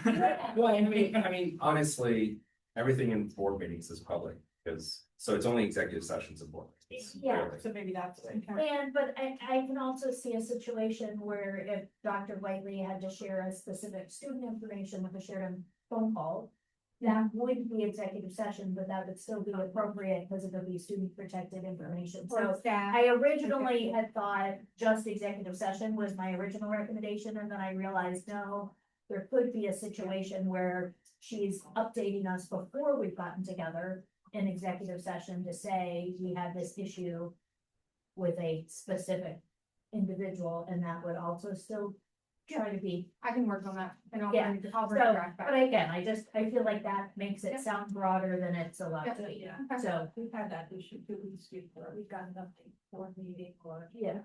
an update. Before it's become public. Before it's become Correct. public in the incident of our children, you know. Good catch. I'll- So that, yeah, that was just, I read that, I was like, somebody could misconstrue that we're trying to hide Everything, yeah, I got you. Social media. I feel like this one's timely, right? With some of the things we've just kind of come through. You know, this is about, for sure. It's kind of like the subject probably that it was tied to, you know, there are First Amendment rights, we do have the First Amendment rights. I think, kind of like my own role. We just have to be cognizant of right, wrong, good or bad, we never take our hat off. Right, I mean, yes, you're technically only, I mean, you're always a board member, but you get paid for the meetings that you're attending, right? But when you go to the grocery store, people still think of you as a board member, right? When you go to church, people still think of you as board members. And so I think just being cognizant of that in our social media approach and how right, wrong, good or bad, fair or unfair, people think that, right? When they see your name, they think, oh, you're responding as the board member, you know, I'm responding as your individual entity, right? Anything in this section? I think it's not necessarily limited to social media, but it's anytime you represent yourself, the more you can clarify if you're there in a board capacity or just as an individual, it's just helpful because the default is you're a board representative. So if I'm, PTSO meeting, I will say, I'll be like, I'm not a board member right now, like, just to say that, like, to just make it as overtly clear. And I think that's true in social media as well, so. I think, and I hadn't really, I don't have Facebook or anything, I had X or Twitter or whatever it's called for a while, and then just got. Not nice, so I think one thing that I was just recently commented on, it's not just the post that was made, but it's all of the like comments and likes and everything. People are looking at all of that. Like, I mean, I understood comments, but I mean, I think somebody the other day was like, well, somebody hearted something. I'm like, oh, we're looking at the hearts and the thumbs up and the thumbs down and the that emoji. Like, people are looking at it all. So I think just being again cognizant of that, I think there are definitely people that's where they get their information from, and they're kind of scrutinizing some pieces of that. In that interaction, not just the post itself, but again, the comments and the interactions. I guess that's the word. I don't know if that's the right word. Interactions that people have on those social media accounts, like.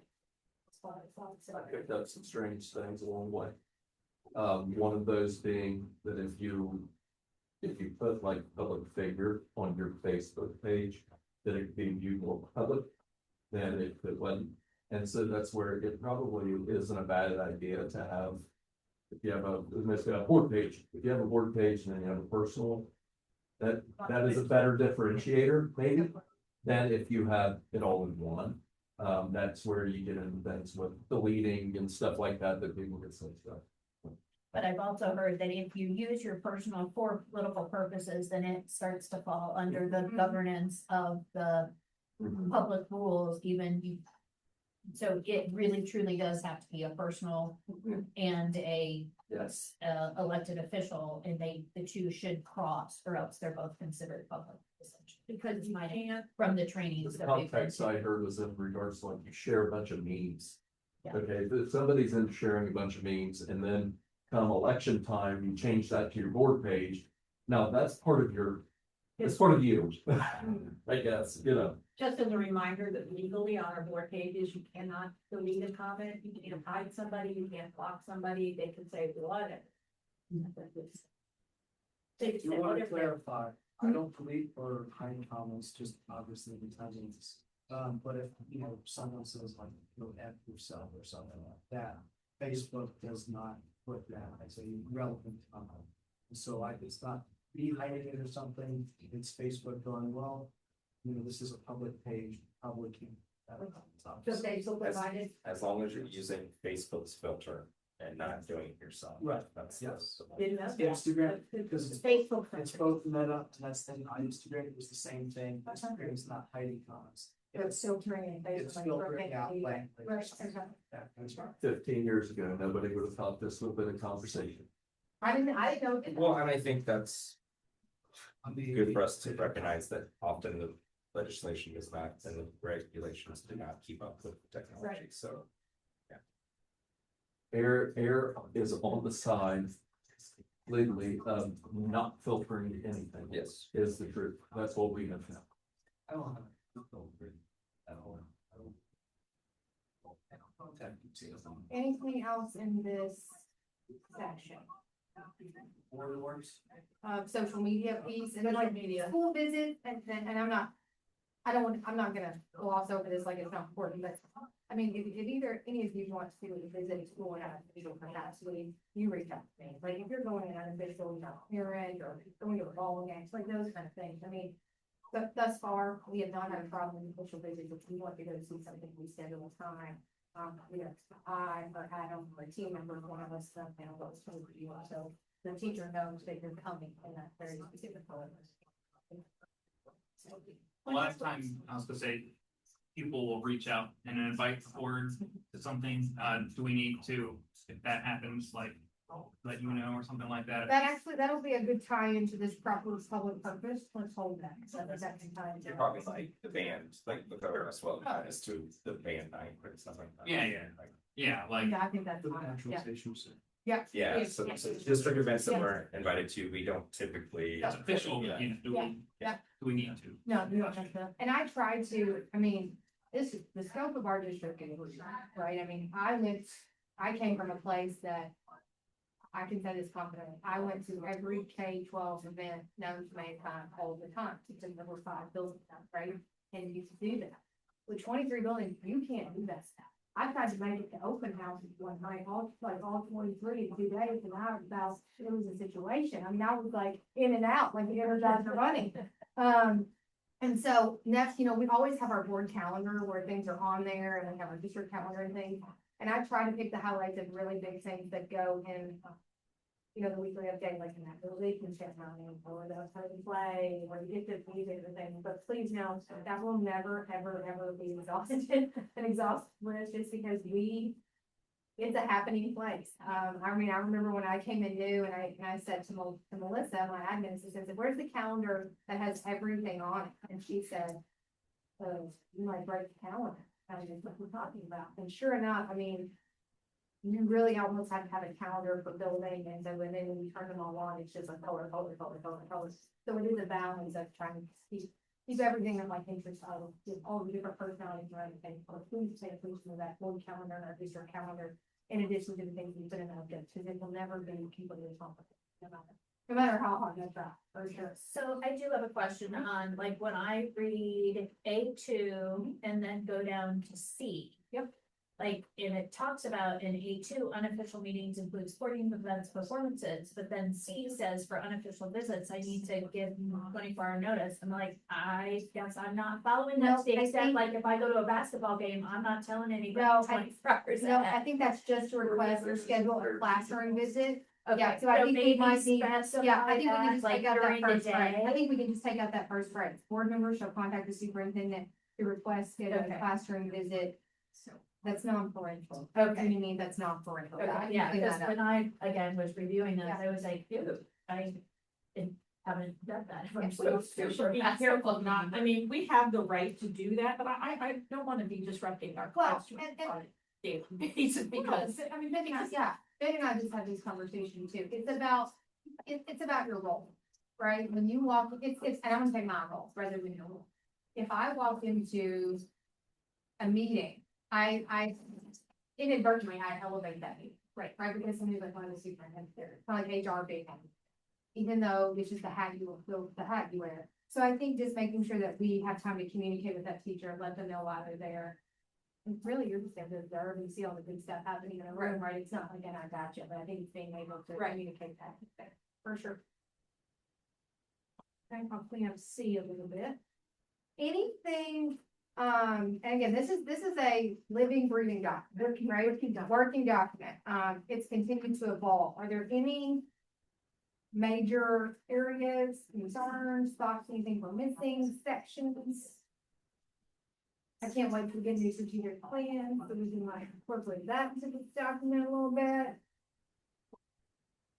Anything else? Things next. Okay, transition a little bit, second folder or second handout in your folder there.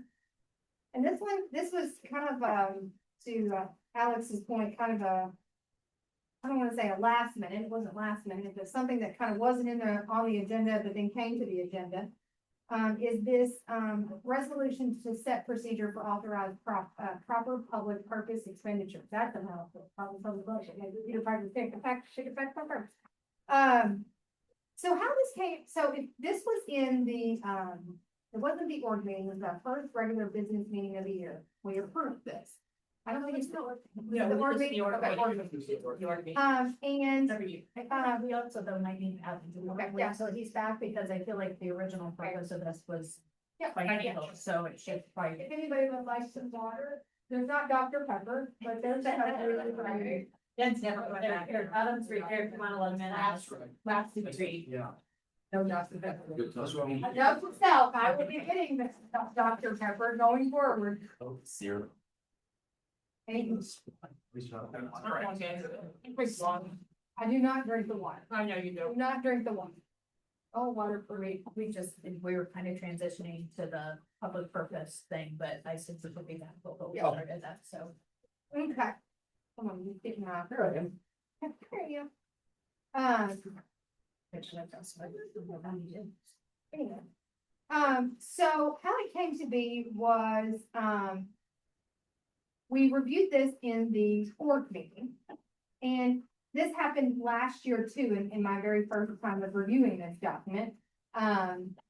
We discussed or we reviewed, this document to see if anything needed to be added or changed or revised. Last time that we looked at this document as a collective whole, like all five, we did it in a retreat, our very first retreat. I remember this was on there because I was like, what is this? You know, what does it do? And so we did this very same thing at this last board meeting. In that meeting, family promise was added to the list. C3 was taken off of the list. Okay, and then we approved that. So then fast forward, there was a concern from someone not being on the list, someone missing from the list. And the person asked me, and I said, very honestly, I said, well, you know, I don't think we have any Lakota leadership on that. And the person informed me that we actually do. We have board members sitting on that. But then in conversations, I think I might have misspoke and I need to go back and talk to that person because this list, from my understanding, which is why we're talking about it today, really had nothing to do with board representation being. So in learning, and Adam, I'm kind of looking at you as well. There's a history here that Jenny Logan created this document, correct? Yeah, this has been here prior to me being here. Yeah. And it was more for the board, how it was explained, Adam explained it to me, was the board was attending events and you were paying for them out of your own pocket. So like a chamber lunch or a boys and girls activity, or maybe the chamber celebration or fundraising event, right? That board members were paying for those out of their own pocket, and it came up, and there was discussion or a time where it was resolved that if the organizations were on this list and approved, that Jenny or the district could then buy those tickets for board members to attend, rather than buy them out of the pocket. So if the organization was on this list, we were saying we as Lakota local schools can buy tickets to those organizations rather than individuals buying them on their own. And they would have a defendable audit. Yes, That's my- it's allowable, legal determined that would make them allowable public purpose, that it would be a proper one. To, be able to go to those events and things, you know, that does not mean that Lakota Local Schools issues a $500 donation to anybody on there is no donation, it's just. This district has recognized that as members of the community, being supportive of the groups within the community is an important part of the school community, so that's what allowed that. So, and again, I'm once we have this conversation, I'm gonna reach back out to the original person wherever we land to kind of discuss this. But for how I answered that question was inaccurate to that person, because I need to clarify that with this, because we do have some organizations on this list that we don't have any sitting representation for. So for example, like Boys and Girls Club, right? Damon just told me that in fact, for years, we've not had anybody sitting on their board. And when he told me about their tech had somebody on their board, I was like, well, I don't know somebody on the board, right? So Well, I think it's important to be careful with that language here. There's potentially organizations that I, as a board member, may sit on as an individual, but we don't have board sponsored correct. positions with any organization Right, correct. outside of Butler Tech and then OSBA is the Correct. demo. So these right here Your are not, understanding is historically we did, like years and years ago, but we have not for a long time. Okay, yeah. Organizations used to have like a Lakota spot that would rotate, but that hasn't happened since my tenure on the board. Before my tenure. And he was filling that capacity right now. well, that, Okay, so you're not doing that. well, I know. I don't know. So that was my question. Are you sitting on C3 as a board member or just as Feds? We'll see, and that's the kind of goes back to how do you review your role on the board, by new Kroger, by this person, I'm still waiting for it, never.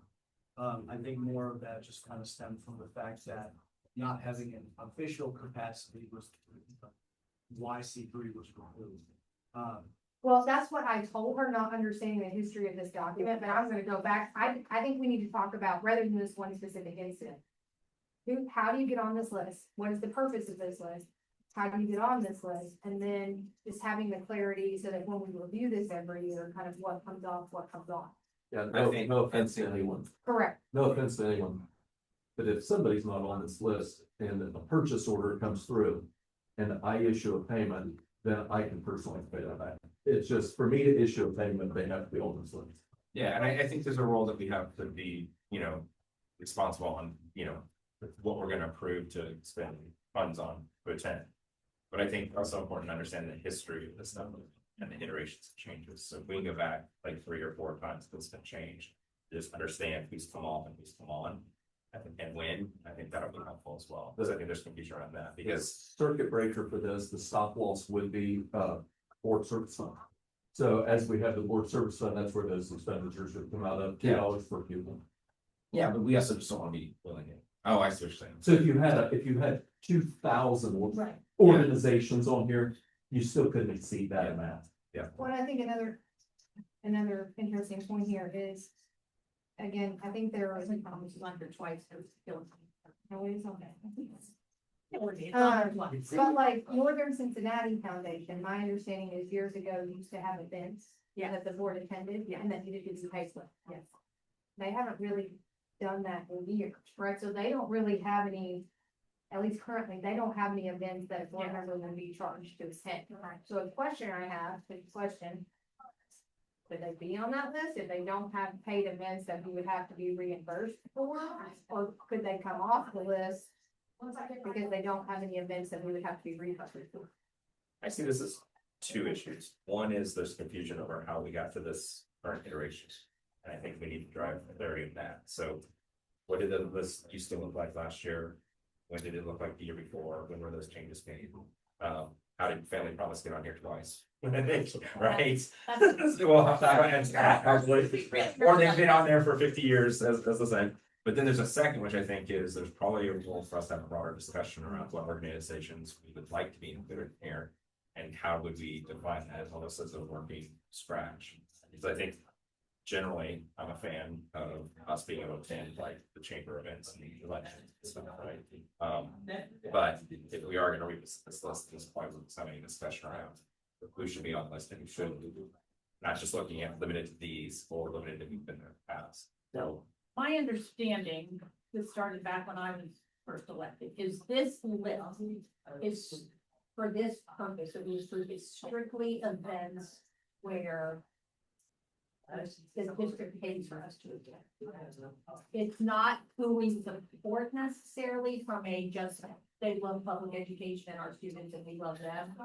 I think that there's 2 different lists that we're talking about. This one is strictly in people that have paid events that the board gets paid to do. That's how it starts. Yeah, absolutely. But it's just paid and paid for. And we don't get paid. Yeah, that's, yeah. No, but I think we're saying something, but like, if we're now, like, this discussion where this was going was, well, do we want do we want the, Northern Cincinnati Foundation? I mean, we would need to evaluate that of like, well, they don't have events, so we're gonna take them off. Like, that's a process. I don't think it's willy-nilly what we do. I think let's have a process to talk about who should be on their motion or whose events that we would potentially attend, we would want to reimburse for, right? That's a broader discussion than the one that are what the 8 on this list, I would think. And I don't want to be seen as taking people off just because we don't think there's an event that we want to do due diligence. That's not how it happened. There wasn't, we didn't just take people off. No, I'm saying there's 2 things here. Yeah. Like, well, I'm sorry, our brother, you were saying, hey, do we want to start looking at some of these other that should be on this list? Before we do that, I think we need to evaluate. Understand the process to give on or off the list, right? I think that's what you're saying, Doug, is like, The history of Yeah. the changes, and then we can then talk about how we want to handle this going forward. do you know how long, you know roughly when this document started? I don't, I thought it was prior to me, but if Kelly thought that it was, since Not she's even been on the prior. board. It was prior to you, because I'm prior. right? I've been here 10, but we would go to organizational meetings. Yeah. And just That's look what I at the was- history. Yeah. So I Uh, think, well, yeah, each organizational What meeting, have it- that's what I was just thinking. Be prior Back to year over you year. can over year. treasure. Yeah, whenever I say prior to me, a lot of times I'm even thinking prior to me getting here. Yeah. And so I think it was prior to even working thing for It was, Lakota. it was a conversation we had. Even when Brad and I got elected and it was we were at OSBA or something and we were talking about that. Jenny happened to be in the room, you might have been there too, we were talking about at the time. I would say roughly.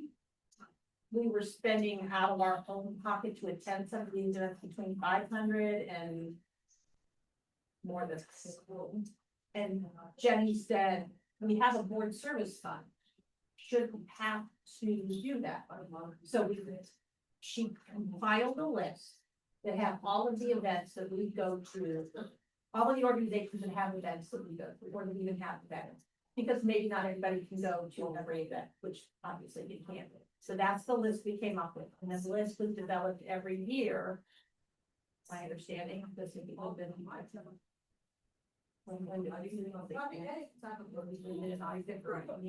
Brad, I don't know. Every year the board meeting would review that, and if there were people that no longer had events, then they would come off the list. So I think if there were But people. in this case, we didn't review the organizational meeting, we just. And I'm sorry, the organizational agenda setting. And then the list gets approved at board meeting. Yeah, this was on this document, the board meeting. It was on this I document. understand that, and my assumption was the same as last year. I think it was the same as last. So I year. think we need and to, There was a change. no, we added family promise and then, people say, I thought they came out 2 years. And that's. so if that's, my concern. that's my concern is when I voted on this, I didn't realize it was a change. I assumed since there was no discussion on it, that, and it wasn't highlighted as what the changes were, that we were just continuing with the same. So I think, let's make sure we understand the changes, so we revisit this to make sure that we're not, and I apologize, I probably should have pulled up last, but I assume. You know, when we have a new policy going forward, we say what the changes are, and we see things come up that aren't the same, we highlight like. Yeah, I think that would have been, I would have been in that board meeting, so I apologize that we did not highlight it that in that meeting. Again, the whole intent was just. I actually Googled it, there's 3,700 not-for-profits in Butler County. And so, if you look at how many serve kids, like we could, I'm sure have, because again, it's always been a focus on. Those that are providing direct benefit to our students, and even then, we're probably over 100 local organizations, not-for-profits that benefit our students. So I think when we were discussing it, it was like, okay, have we had, I think we talked about an agenda, have we had any expenditures in these, from these organizations, this past year? And then we said, has there been any that that a significant number of people, because it's never gonna cover everyone, like I know I attend a lot of events that I still pay for. That are not on this list, and so, we don't pull all of those in. Interesting too. It appears that this would be a nonprofit list. I think everybody's looking at But this. the chamber is not, yeah. Well, but nowhere in this does it say that it has to be a 501c3. Yeah. It's just community groups. So Yeah. let's say that you had a community group, say P&G, I don't know, sponsored a antique car show. If that was, I'm just trying to make something up. If that was something that the board felt was a community event that they needed to attend, putting them on that list would be the way of doing it if they wanted to not pay out of pocket. So I can issue a thanks, correct? I think what we probably need to do is go back to the board meeting and get the history of this document for how everyone's listed. Bring all of this back, so that we can cross-reference kind of what's come and gone over time. Have that history and then look at what is the thought process or criteria, meaning, do we not have any expenditures? Do they? I don't know, are they supporting kids or is it different? Like, I think we need to have a series of questions that we work through, and take them off of those. And like a rubric, yeah, so we will get that history. My concern is, you talk about the history past, well, something changed between December and January that we decided Secret is no longer an organization that was going to partner with. And if that difference was Leah, right, you not being on C3, then that should have applied also to Boys and Girls Club. in this regard. I answered that question, that was, I answered, that's not I the understand criteria. I that, but, you know, are we just gonna go over the history or No, I think, coming back? I think we would evaluate, we would make that decision once we have the history and the process, we would evaluate this whole list again, new and old, and say, what is our like newest version of this list? Because what and again, maybe I'm hearing incorrectly, I would think we would get that history, develop that rubric of criteria and sorts, and then evaluate each entity on this list, either stay or add or remove. So I have two concerns on that. One, I like that approach, but I think there's a time factor involved with that, right? So what I'm hearing is that family promise has been added in C3 is taken off. I'm not familiar with family promise of other county, but I don't think voted to say that I'm okay with us spending money to attend events. So I think I want to make sure that we do this in a timely manner, so we like make sure that we fix this and have this discussion. So I feel like we can get that history. I mean, I feel like we can pull that this week. Right now. Yeah, I mean. It's like, Yeah, it's, develop the rubric. I can develop a rubric, we can talk about it on Mondays, the 23rd. so maybe we table this, we get that information, and we see enough time on the meeting of the 23rd. To then To brief. revisit this. And So, Michael, are we changing the criteria? Because that's the conversation. I don't think the criteria has to change. I mean, I don't want, what is it, 16,000 different organizations, I think there are a lot of organizations that do a lot of good, but I'm not talking about something that we just work with a strong Lakota tie. The IMC has done a lot of work. I've been positive for the last 5 months or so.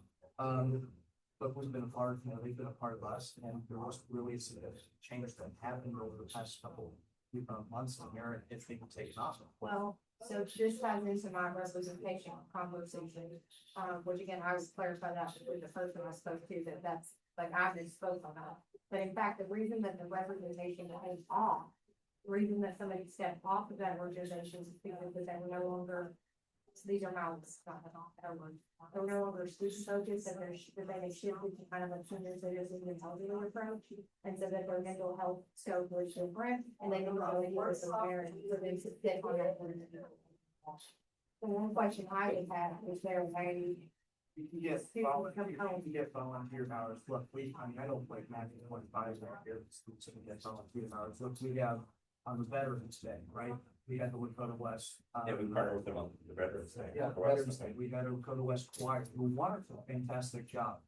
I mean, I don't know how we can say that we're not a part of it. Well, I mean, by that we were a part of it. I'm just We saying. sent our choir over there. I think that's still the plan this year, to send our choir over there for the Veterans Day thing. But, we had students for the Santa Truck, for the students volunteer for all sorts of events, the chili cook-off with the Liberty Township, Westchester Township, firefighters, and across the people. So students are involved. There's volunteer hours for them.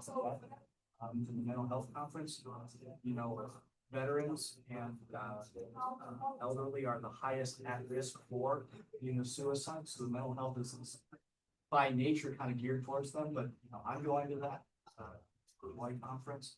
That's anyone can show up to that. Well, I think that goes back to that, and I'm gonna pick on a different organization here. I think that goes, again, I think it's what is the criteria to make the list? I don't know if student focused education, philanthropy, whatever you want to call it, is a criteria, but like the Chamber of Commerce now no longer has students at lunch. Right, I mean, they stopped that practice because of the cost. They've made that decision to no longer have students at the chamber luncheon. Like, I think it might be an opportunity for us to, whatever criteria we come up with, to evaluate. And again, maybe it is, there's student focus, maybe there's not a student focus, but if you go back to the core of this document, it's not even, and again, I think it's getting a little gray. It's not students at all.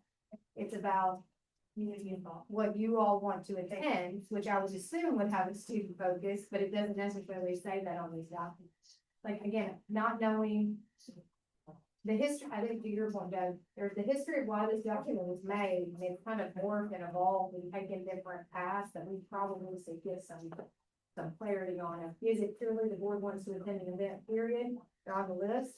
Do you, and I'm throwing ideas out there, I'm not saying this, but do you have to have representation? Do you have to have a student focus? Do you have to have volunteer opportunity? Like, we probably need to develop some of those criteria, because I think otherwise some of these can feel like personal, or like we're advocating for something when it should just be, you move the criteria and make the list. Or you don't meet the criteria, you come off with it.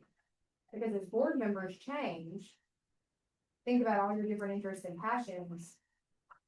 That list could, probably how we've gotten here, it's kind of changed and evolved over time. And then there's groups that we work with that aren't on here, like Companions on a Journey, Right. like Folks Closet. I mean, I think I would also like to see this not become too broad, so maybe it's if one comes on, Well, one and I goes would- off, like we have to do something along that line. And I would like to add in full data on expenditures, like, are we sending people to these, right? I don't want it to be a catch-all list, well, we might send somebody in 10 years, so we want you to be on this list or whatever it is, but like, are there events to these groups that we have paid board members to attend that would merit that history and why you're kind of on the list? Or you could even look at support being vice versa. So what? Yeah, or you have, yeah, Support coming.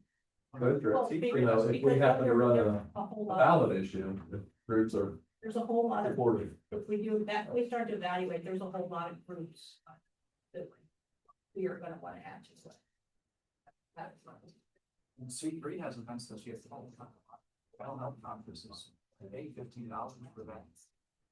right, and I think coming to the person that was kind of coming off of that, was some of the health companies with senior citizens, if not children, and so that's why she wondered if that was a benefit, I don't want to say beneficial, like if that was something for the list, because the board was something. Well, but this is our board fund. And it's what events that we want to support and be able to support and attend, through attendance. So I think it's the role of the board to decide what we want to put out these organizations. But I think we have to be careful, to Lou's point, that this list could be 100.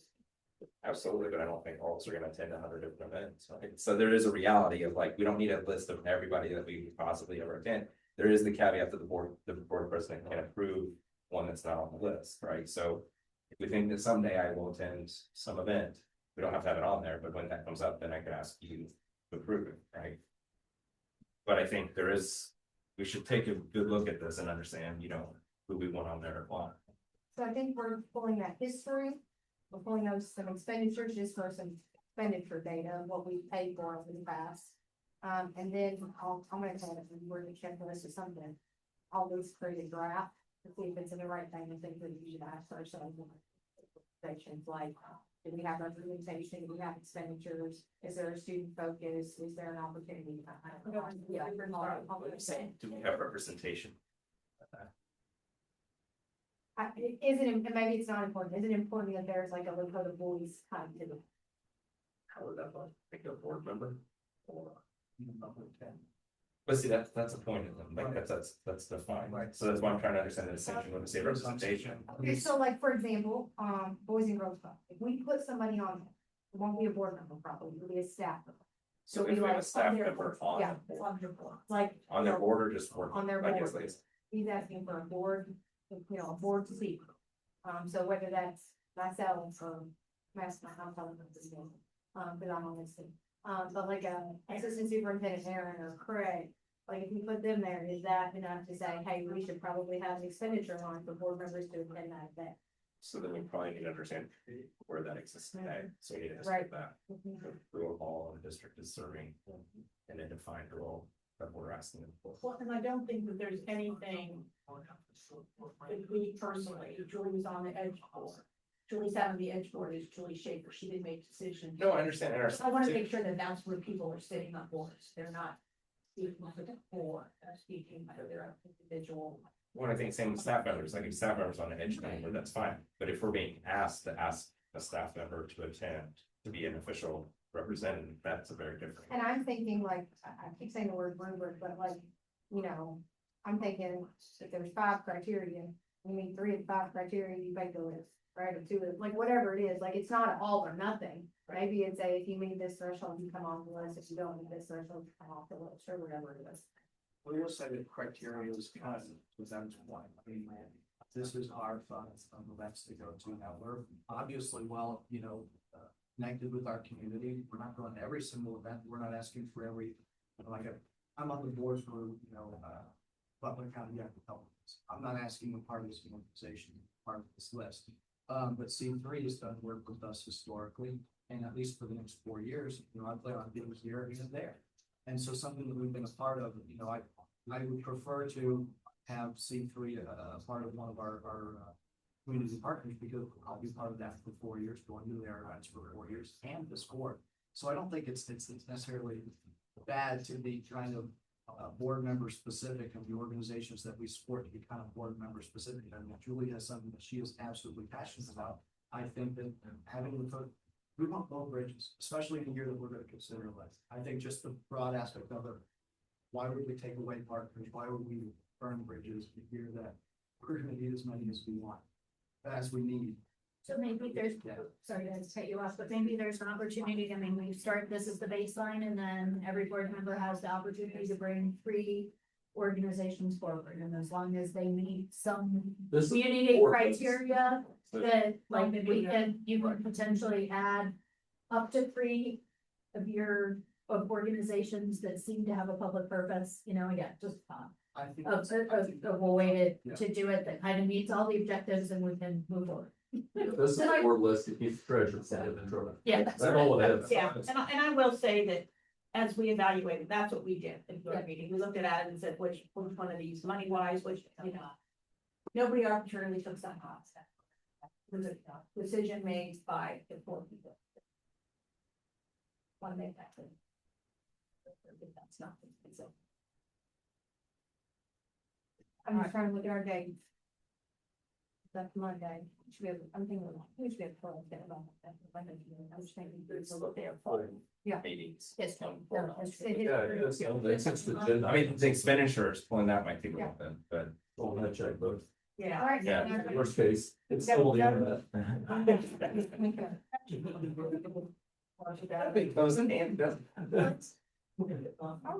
When AI takes over, we're all in trouble. I gotta tell y'all. All right, kind of switching gears. I joked Kelly likes big font. Okay, so she gonna need her handout on this next one. Okay, the hardest lesson. It's gonna be up on the screen. Okay, but I can't read that either. That's especially on that gray on black. So it's here in front of, right? So this, if you read the heading, it says experienced board members from across the nation were asked to identify the most difficult lesson or fact they have learned about board service. And here's what they said most often. You can certainly kind of believe it, right? So I want us to think about whether we're an experienced board member, a brand new board member, new to this, right? These roles, I don't care how long you've been in them, right? You can learn some hard lessons pretty quick, right? And so I kind of grouped them into kind of the themes of this were kind of like power and authority, learning and growth, perspective and beliefs, and focus on students. But I just kind of want to have a dialogue, again, from whatever vantage point we're coming from, about which of these bullet points most challenges how you currently view your role as a board member. Which is the one where you were like, I don't know, I grapple with that, or that one makes me think differently, or I pause. If I can say that from the beginning, when I remember starting, the one that was hardest for me was not overreacting when somebody brought things to me, because sometimes you would realize you had gotten a quarter of the story. And there were 3/4 that was missing, but it's that old saying, no matter how flat you make the pancake, there's 2 sides. And sometimes people would present it that there was only one side, and then you'd hear the rest and you're like, okay, that actually does make sense. For when you were incensed when you heard the one side, because you're thinking that was it. So for me as a new board member, at least, that was my biggest takeaway, is to learn to make sure not to react until you were sure that you had all the facts of the situation. I think that pancake. I kind of like it. Off the map. Turns it into a crate. Yeah. But I think that often, that's always a good one. I always think that, number three, this was eye-opening. That no matter what you think you know about board service, when you first come on the board, you still have a lot to learn. I mean, when somebody like Alex or Doug, and Julie and I, and Ben being a student, and, the being involved in the district, you think you know, and then you come and you select the side for self-office. You don't, I mean, there's so much more that goes into it, I think, that you're like, oh man, I thought I knew more than that. I'll build on that a little bit. I think the most eye-opening thing is the scale of this district, how big it is, 23 buildings. Not everything's uniform against it, and I think that's some tendencies where people want to jump in and try to handle every little thing, like be part of everything. It's too big. It's more about the operations and the policies and how you get this organization functioning. Everybody going in the same direction versus trying to go in and just troubleshoot individual problems. And then as a parent, having experience in certain schools, and then getting to know the other schools and realize that those experiences are very different. Some better, some different. And that everyone's journey in the district isn't the same as yours. So you tend to go to your default of like, oh, but it's not necessarily true for everyone.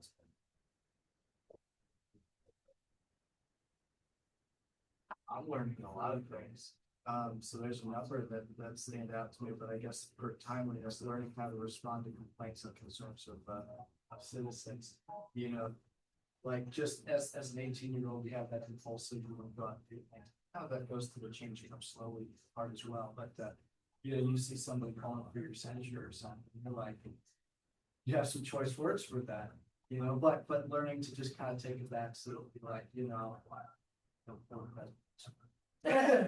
Thanks, Ben. absolutely. But just learning those sort of things, and also to the change comes slowly. We're talking about the public health discussions, right?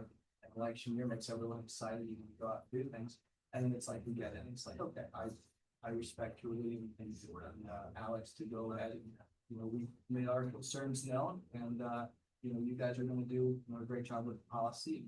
We're going to see it soon. So trusting each other and learning to kind of accommodate everyone's kind of comfort level since we approach the interests. I'm gonna couple kind of the two that you and Doug just shared. Because of our scale, change is a different beast than it is in other places, right? I know that I have to have some good self-reflective thoughts sometimes, because sometimes I'm like, oh my gosh, she's kind of shit about mom and stuff. Yeah, but the ship is big, right? You're not turning a skipper, you're turning like a cruise ship, right? Or a yacht, like one of those big old yachts of the Mediterranean. It's scale, right? It's having that system that you can replicate it all throughout 21 buildings. And that takes some time. It takes some, scalability is for sure real. I also think about controlling your R with what Ben just said about, we've all gotten emails or sometimes even phone calls that you pick up the phone and you're like, that is not what I was getting, or the email's not what you think you're getting. And just controlling that R, and sometimes and you all know me well enough in my email, like, I don't like them to sit there. Like, even 48 hours is a lot for me. I like to respond, but sometimes I have to press pause and really think about, okay, I need to draft that response, and then I need to marinate it, and then I need to revise it, and then I need to marinate it, right? Because sometimes depending on how your day's been or what you've experienced or your exhaustion level or whatever, maybe that can influence how you approach that email. And so I think that is a good lesson, right? We all are never go to bed mad. I would say that never answer an email. Right? That's pretty just good life lesson, right? Another question I had is, I know all of this, I know we can say all of this, but what lessons which one of these points do we think we're still learning or trying to progress? Like, which one of these you say, I'm really trying to focus on this aspect of? And I know they're all, right? These are all ways of all, but you're like, this one really intrigues me to focus on this particular view. Let me answer the last one, if I may. be old enough to go again, but the primary focus of all board decisions must be student achievement. But I think we do have so many distractions on a daily basis that it's easy to get dragged off course as to making sure that is getting our most time and energy versus some of the other minutiae that we sometimes find ourselves dragged out into. Keeping that North Star, student achievement, student opportunities, and making sure at least 50% of our time is spent there versus sometimes the distractions that come up on a daily basis. And I think too, number one goes to that for us to acknowledge that publicly that you are powers in a collective and not an individual, and it's really hard when you first come on, because you get, to Alex's point, you get a lot of emails and a lot of questions about Snow days. snow, yeah. I mean, how many times I tell my neighbor I had nothing to do with snow day calling, but I think that if one in the first and the last guide us, I think that's the best way to be effective, is just to remember that, yes, we all have our own opinions, and we hope that most of the time they line up, and they may not always line up. But again, once we do line up, we do make a decision, the primary focus was for all board decisions to be student focused. I think that's the balance of that. I think you're right, all of these are important, but I think one that I'm constantly always looking at is determining what your function is on the board and how to accomplish it effectively. I look at that as, 5 very capable people on the board, and there's certain strengths and skill sets that come to bear. Also, what committees you're on, and that changes. I haven't, when we're now, I've been on one committee now on another. So where can I add the most value? How can I, help direct the board versus, last year with a different board. I already am finding myself playing a different role this year on certain things versus last year's, because the board is different. So. Julie mentioned student achievement. And I go back to all the way when I was a teacher, you would think even at the classroom level that should be the easiest thing to focus on, right? But there's always noise, right? The distraction from students, even in the classroom, whether it's discipline or fire drill or ACT testing's coming up or something, right? And so my question would be, how do we ensure, what's going to help us ensure that we keep student achievement at the center? Like, with all that noise and those little fires, like, how do we make sure that is our grounding on North Star? I saw one thing at one of the, I can't remember if it was the OSBA or it was one of the national conferences, but one of the boards had that as a topic on their agenda every meeting to make sure that that was a start. So there was an update from the superintendent or the curriculum department on student achievement. It wasn't just like what's in the past, but also forward projecting. And sometimes they had robust updates. And sometimes it was just like, little bitty update, but they said that that was helpful for them to make sure that it was always the first thing that they talked about at every board meeting. So goes deeper, like you said, if we pay this week 2 students from cyber on a national one.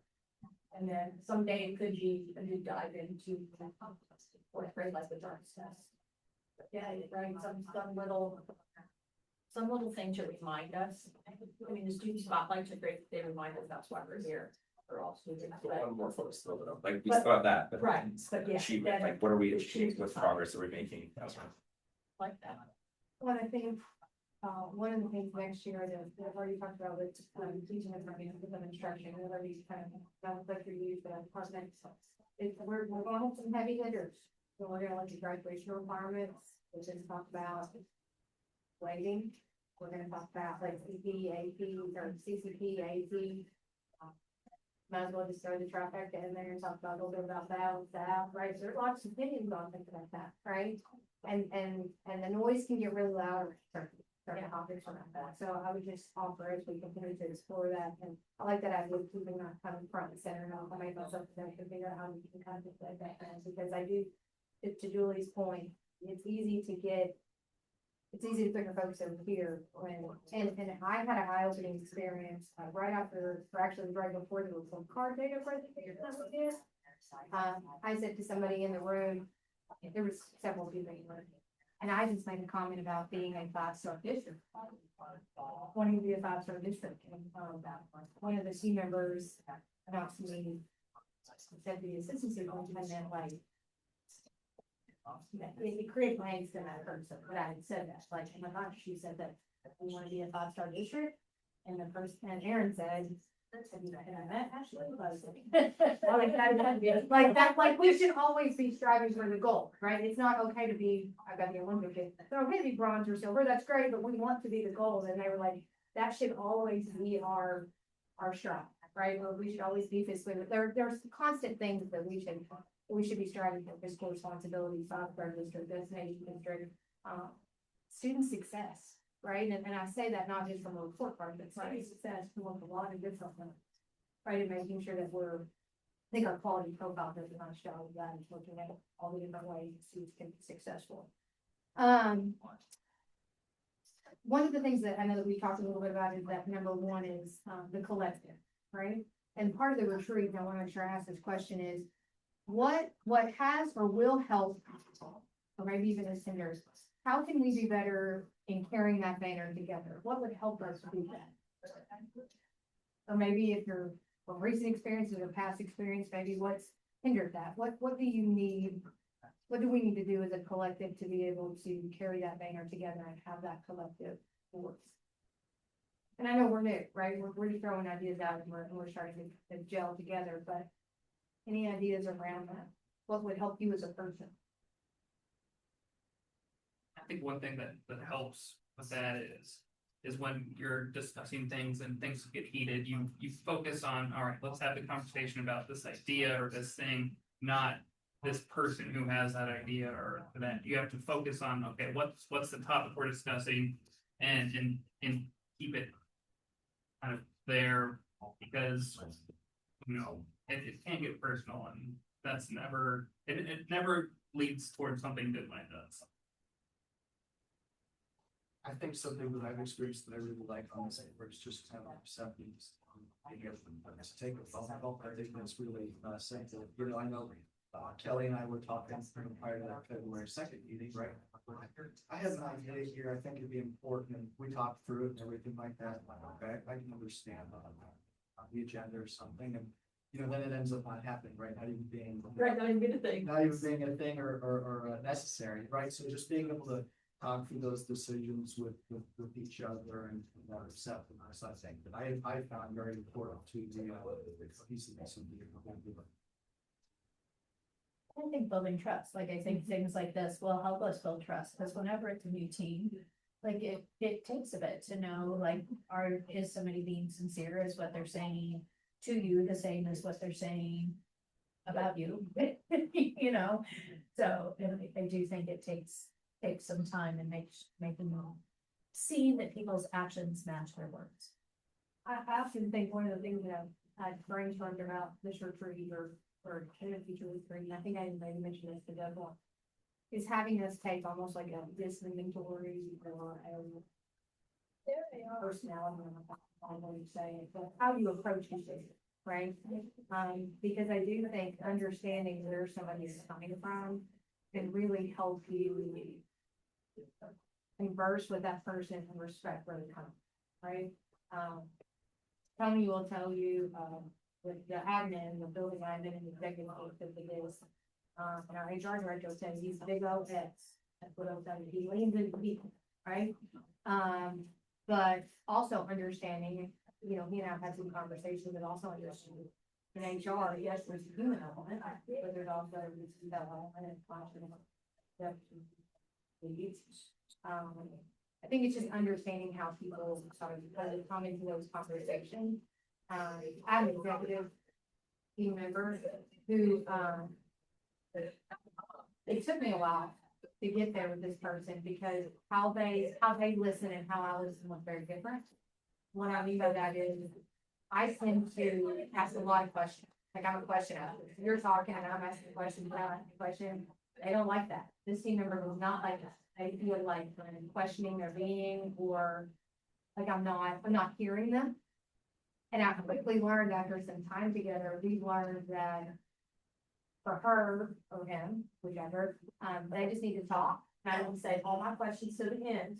And I kind of, and I write them down, right? Because then she feels more validated or heard in the conversation versus like, it feels more like a guy who's like, I just need you to listen, and then I can address that in the conversation. So we might explore like a disc or something like that, because I do think kind of knowing those different personalities or handles and kind of fun can be super helpful, how you work as a team, right? And it's really interesting when you look at a team and you're really heavy in one area, missing in other areas, or you're very eclectic, which is what you want all of the things to be, but sometimes the team makeup can be a little bit different. I think too, it's like an assumption. To Ben's point, I very much think let's pick up the phone and make a phone call or a quick text, hey, can we talk? Before we fire off an email or an assumption that somebody's trying to do something, like someone's trying to, whether it be circumvent a system or leave somebody out on purpose. I don't think any of us have that intent. And I think that the more we do these kind of things and the more we try to build the trust, that will come. And I just want, for me, I want people to be not fearful of picking up the phone and calling. And I want people to, I'll use myself as an example because it's not me. I want them to be able to call me and say, hey, what about this, this, and this? And I answer Doug, or even if we disagree, agree, rather than Doug call somebody else and say, oh, look, she did this, I can't believe she did this. I didn't do that. So I just think, like, and it's hard at first because we don't all know each other. And Ben and I have spent a tremendous amount of time together since January. And I think that's a good thing. I mean, I think he's open to questions and answers and feedback. And I've never offended when Ben called and says, I want to do this. And I say, okay, you are a board member and you can do this, but then you thought of this, and that. And he's been like, oh, no, I didn't think that. So I just think I'm a proponent of picking up the phones. I'm going to shoot text, take a talk. I don't know how to people call 24/7, but I do think just a quick phone call, so that it's the game of telephone as a child. You know, so it doesn't start here and get to there, and it's not even remotely close to what was said by the original telephone player. So kind of going into, Maybe we'll find them playing. you want to have a break? We can have a 5-minute break now. Can we have a 5-minute break? Okay, look, what does it say? Doctor restrooms here. What is that? There's one right out there. Yeah, there's one right there. We're gonna take a 5-minute break. Stretch. 5-minute stretch. Stretch, it's not. Yeah. These aren't the most comfortable chairs. No, they're not. They're not padded. They're not made for this long. They're not. meeting. I just want to go to the bathroom. I have no desire to go to the locker room.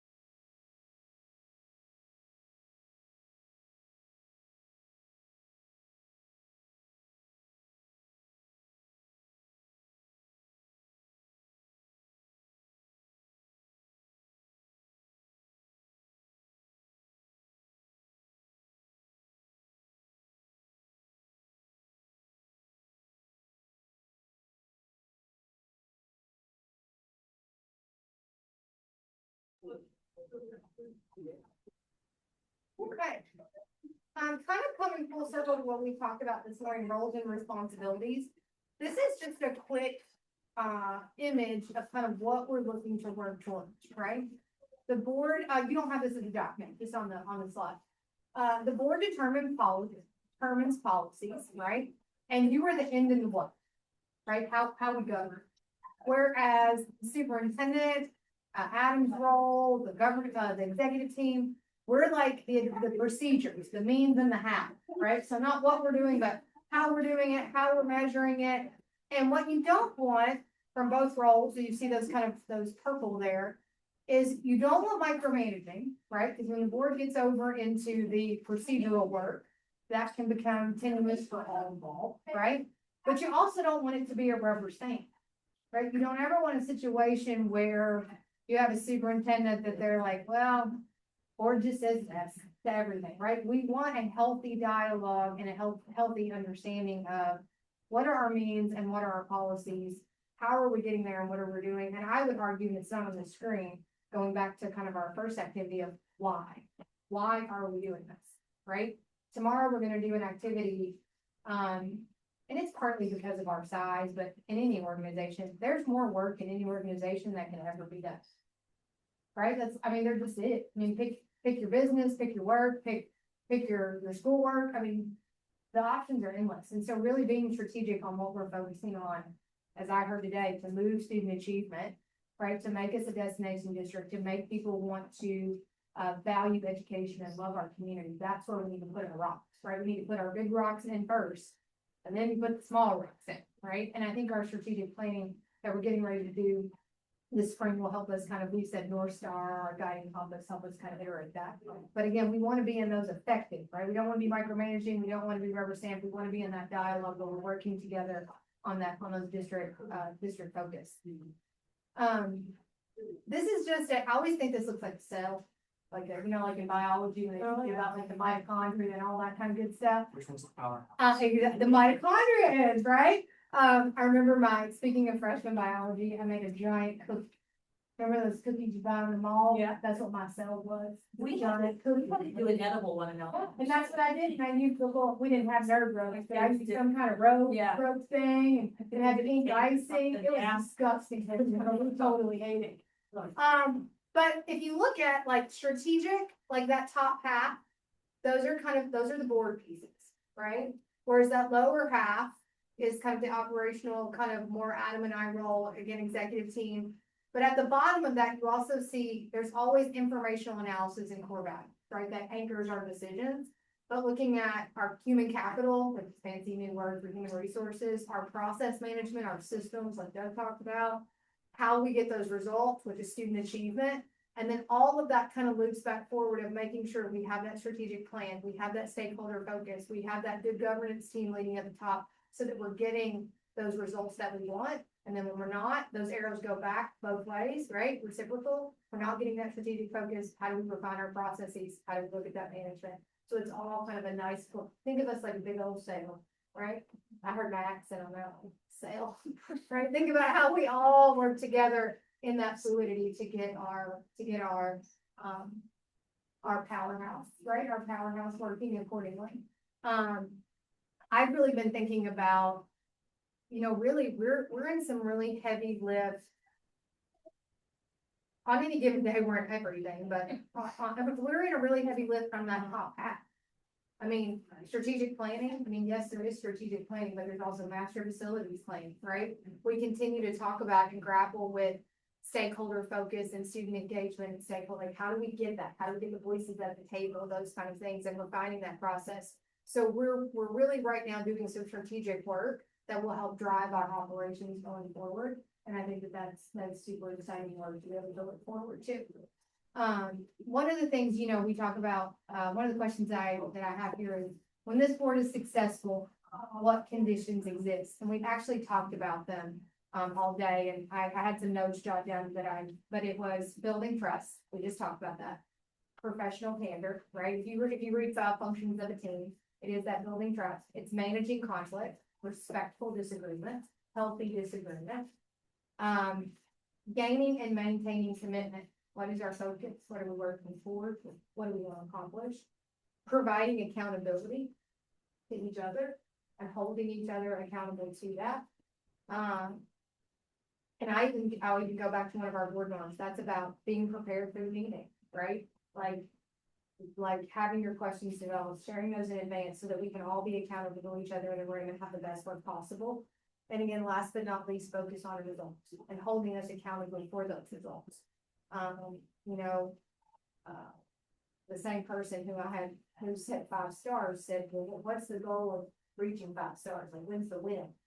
That next year, or is that 2027, 28? I said, that's like yesterday, right? I said, we have to figure out how we stair step it to get there. And again, I think about our busing conversation that we had the other day. Small changes can really compound to make a huge difference, right? So even though you might not be taking the biggest bite out of the apple, if you're continuing to take little bites all the way around it, you can still see that same amount of traction rather than trying to get one massive bite out of it at a time. And I think we're having some really good conversation with special ed in our curriculum department of kind of those small things can really add up. Moving those literacy stars, right? Changing those graduation dropout. All of those little bitty nuances can make some differences. So I'm going to pivot a little bit on the agenda. We have these hypothetical situations, but in looking over those kind of as we were on break, I think we've kind of covered most of these in our conversation. Like I said, if you can take a quick, I think, like I said, we tiptoed around a lot of these, not tiptoed, but scratched the surface on a lot of these and dived into some of these. Is there any one of these that you're like, hey, I'd like to work through that? Number 5. Oh, yes, the levy. What is this? Questions about finances, who doesn't go to? Financial guru. But in all joking, like, I do think, yes, Adam is the guru of finances for sure, right? But also accountability to each other, right? You know, when he was gone and I was doing informational sessions, like, I really had listened to him during those sessions and all the questions and answers that he had given. Now, can I get all of the weeds, like, an amortization schedules and all that? Probably not, right? But I mean, Or should you? I don't know, right? But I was holding myself accountable to say, like, it can't be the treasurer has the treasurer speak and the superintendent has the superintendent speak. Like, we need to hold each other accountable to be able to talk intelligently and credibly about our areas and know when to pass it off to the other person, right? It's around number 40 was when I felt like we could go either way. Interchangeable. We can switch slides around. We started to really tag team to each other, and I think that was nice to say, like, I really had a team member in that, right? And I hope we all can feel that way, particularly since we're going in right around that subject. But any other questions on this one? Like I said, I don't want to belabor something that we kind of covered, but is there any specifics? I think it's good to cover number 16 Okay. with the new board members. Yeah. Because I remember having a robust discussion last year on our expectations. Yeah. So one of the things just so the public, in case they don't look at the document, it's EMS comes to a building, what do you expect a phone or a text, right? Or an email. Collectively, when you all came into the board as board members, I gave you a really brief survey of how do you prefer communication, right? And I do appreciate that. I actually have a post-it right on my phone, and it has like, it's all the same except for one. But I have it there because sometimes I have to jog my memory. Okay, who likes their information what way? But I think that is important. And I also think, learning, and I'm certainly learning this with Alex and Ben, you know, the depth of the different types of information that you want is different as well. Right? And I'm not saying that's right, wrong, good or bad, right? I like the weeds. I like to know how it's planted, why it's planted, what color it's flowers, what type of soil, and how did you water, right? Some of you are like, did you plant it? Yeah. Okay, is it growing? Yeah. Right? And there's nothing wrong with that, right? It's how people like that information. And I think just know, and I'm gonna have that, but I think it is important. Anything that's not for public record, I'm not gonna put it in text, I'm gonna make a phone call, right? And then also, if it is just an emergency situation, it might be a text, but it will be very limited. And I will say, we have a I might say we have a personnel situation or we have a student issue at LIDA, I would call you with further detail. Not that I, just to let you know, it's on my radar, but we're dealing with the crisis or the situation, right? Or if at all possible, we can delegate appropriate roles, right? One of the things that we've talked about and Betsy and I, we talked about is oftentimes when something like that happens, I'll call it a crisis situation. When something like that happens, your first instinct is to amass on the, like to get there and like help, right? Well, the problem is there's been too many cooks in the kitchen, right? And then the principal's like, who's in charge? And then they're like, wait, is Ashley answering that or Betsy's answering that? So Betsy's team has been really, really good. She's really good protocols to say, we're gonna stay here. And if you need us, we will come at your request to kind of keep that command control. But yeah, always know that if there's a true emergency, I would text with that, I'm gonna call soon, which means I probably can't put that in text and call. Probably do that. Voicemail, I will, if I can't reach you, I will leave a voicemail with as much context as I can before the voicemail cuts off. So, Is there I know we have, we're required to have a crisis plan by the state. Is there any way, just a high level for us, and I know that's an executive session thing, but Yeah. just to, like, for instance, God help us all, if there is some sort of intruder or something at the high school. So that we know the crisis plan, so like, we're not obviously driving to the high school, and we should. Yeah. But what is, I mean, I remember when we went through Julie and I, and maybe, I don't know, went through that whole Westchester crisis when they active shooter drill. They went through an active shooter drill, and they talked about how the command post, who would be in charge, and once it becomes that, we're not charged now. correct. And so that was interesting to have that whole dialogue on what happens and how that happens. Miss Lady and Mark to come and do executive Oh, session, good, okay. to talk through that, just trying to give us a little time to get settled. Yeah. But yeah, I mean, there comes a point in a true, like what we would call a like major crisis, that you said, like administration is no longer in charge, you're getting a direction and you're just trying to keep it in pace and follow. And so, yeah, absolutely can do that, yeah. Right, Mr. Langton, that's, You asked me about that as well. yeah, that's Yeah. right. There is in the summer, they usually. That's right. We were we were, observers, like, we weren't we didn't say this. Yeah, we're the actors, thank you. But it was very interesting because one of the takeaways, and I know I'm digressing here, but one of the takeaways was the officer in the building, the scenario was there was a second shooter and the police couldn't tell where it came from by just listening to the shots. They talked about how people seem to think that they know where to go. The police said, we can't tell where that came from, this sound. It was really an interesting, it was a fascinating thing to see how they did it. It's really worked. So we're on our last agenda item, it is 4:22. So we should have plenty of time to have this discussion, and then we will kind of be towards the end of our meeting. So we did a good way of staying on task and staying on time today. Master Facilities Committee Day. So the last time we met in Master Facilities, and if you saw my recent update, this coming week on the 17th, we have a retreat. So that one was canceled. And then on the 24th, pretty much every administrative team member would have been in IBB training. So we needed to move that to March 3rd. Okay, the good thing about March 3rd is we start a month nice and clean. So our question going forward, we had discussed in Master Facilities meeting, was a 2-week cadence, so every other week, twice a month. And you will see here a list of tentative dates.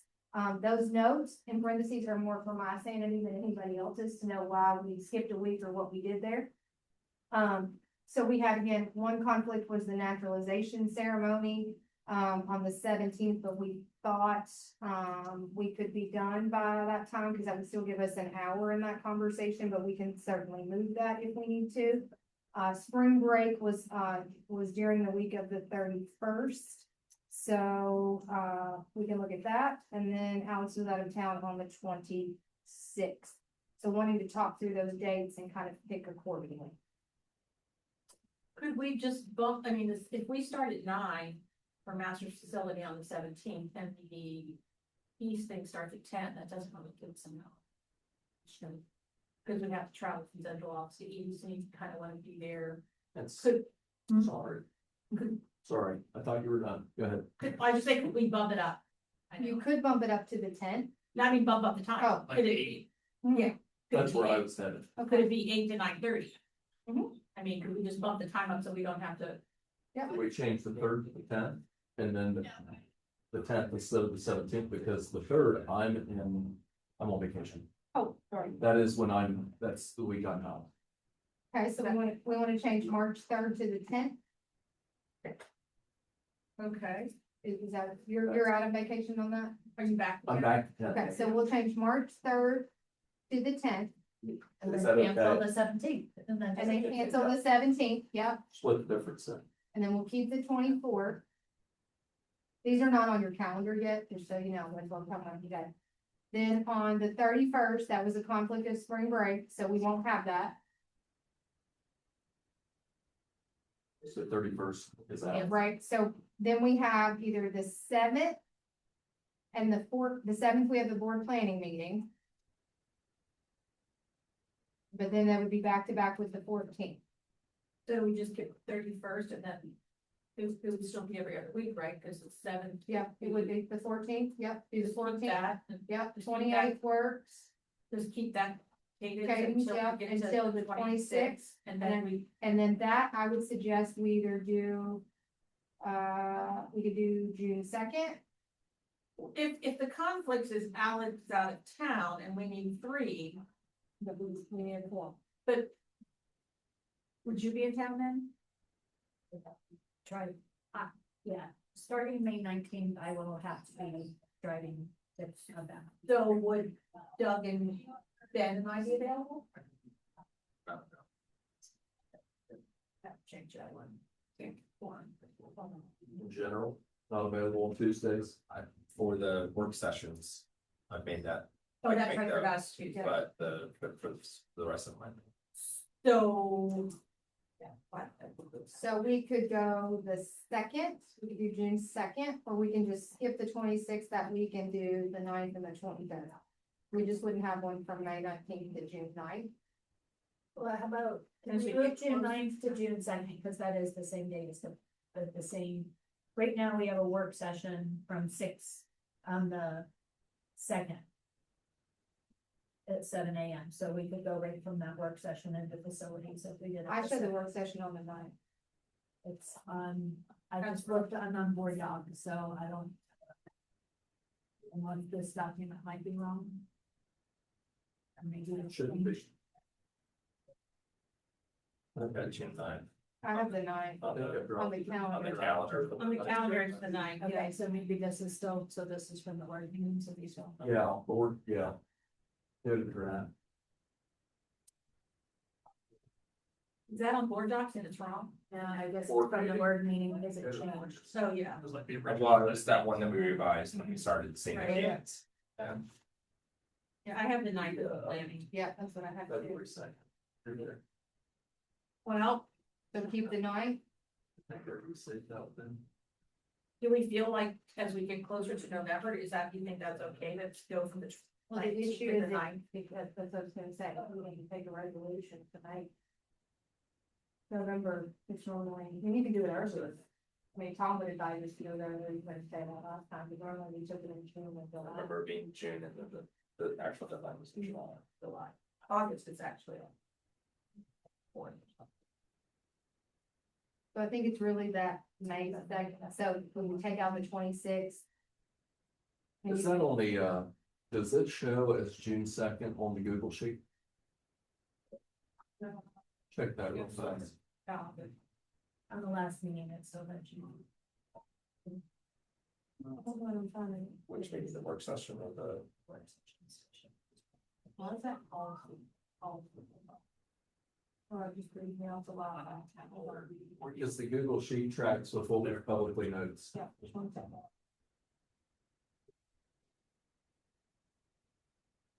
It's past week, we have a lot of.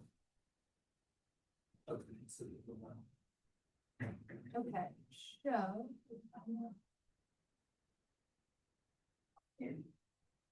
You're talking about our one that we do the changes? planning meeting or regular?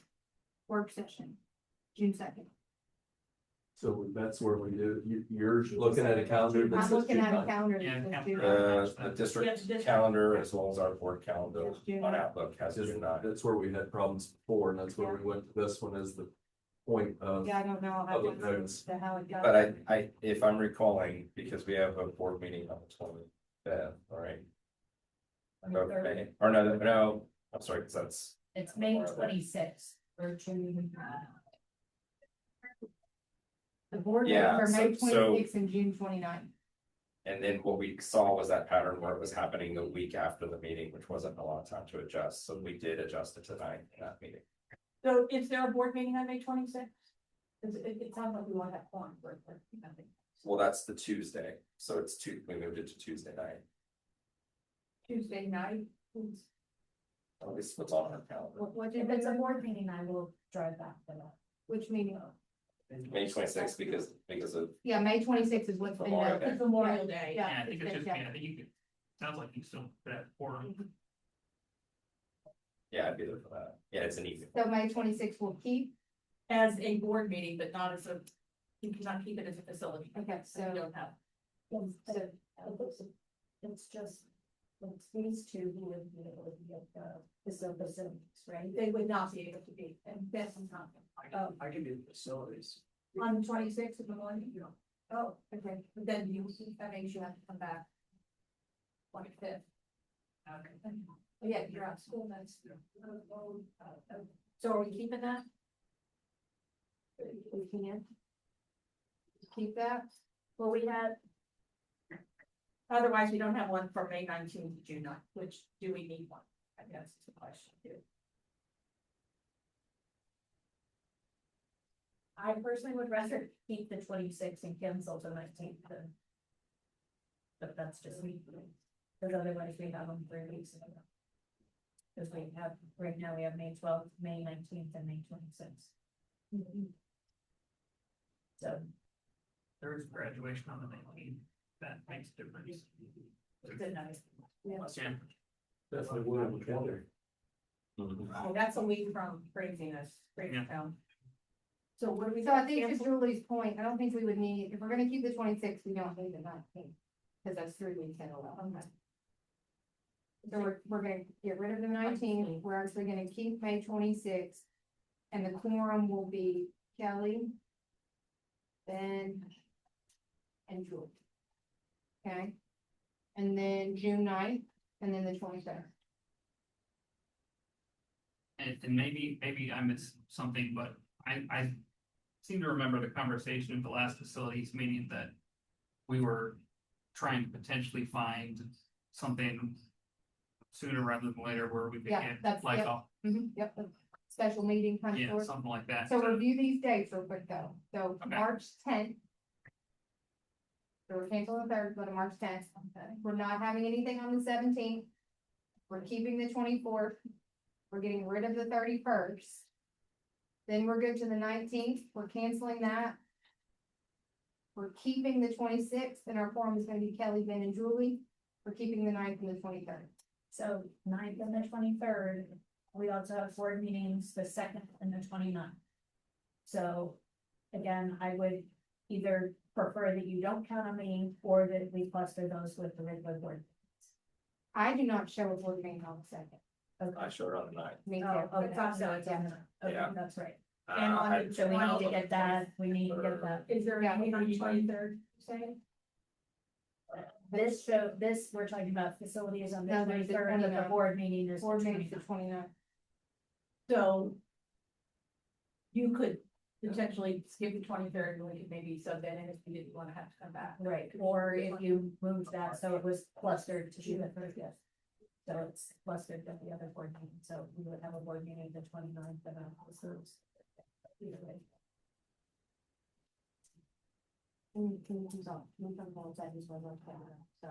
May 12th, we have, June 9th would be a meeting, right, yeah, with that one.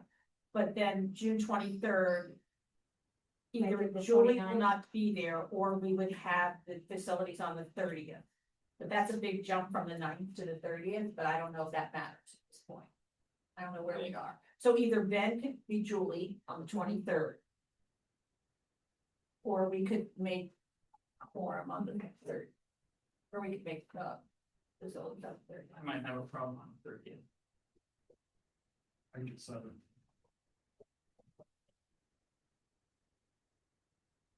And then either then preference. So we're even gonna do it, my only concern is that that's a long time from the 9th to the 30th. Does that matter? You guys stop getting into a weird of syncing it up with the board meetings, so stuff coming up and goes to the board meeting, vice versa. Or Figuring figuring out out the the agenda. progress. Yeah. Because Yeah. you'd literally be having it the morning of the If board. we had to take a resolution, that means we could do it the next week at the 30th, so we should probably keep the 23rd. Okay. Meet the So 23rd. who's our forum gonna be? On the 23rd. Yeah, And Alex, then, okay, Alex, Kelly and Ben.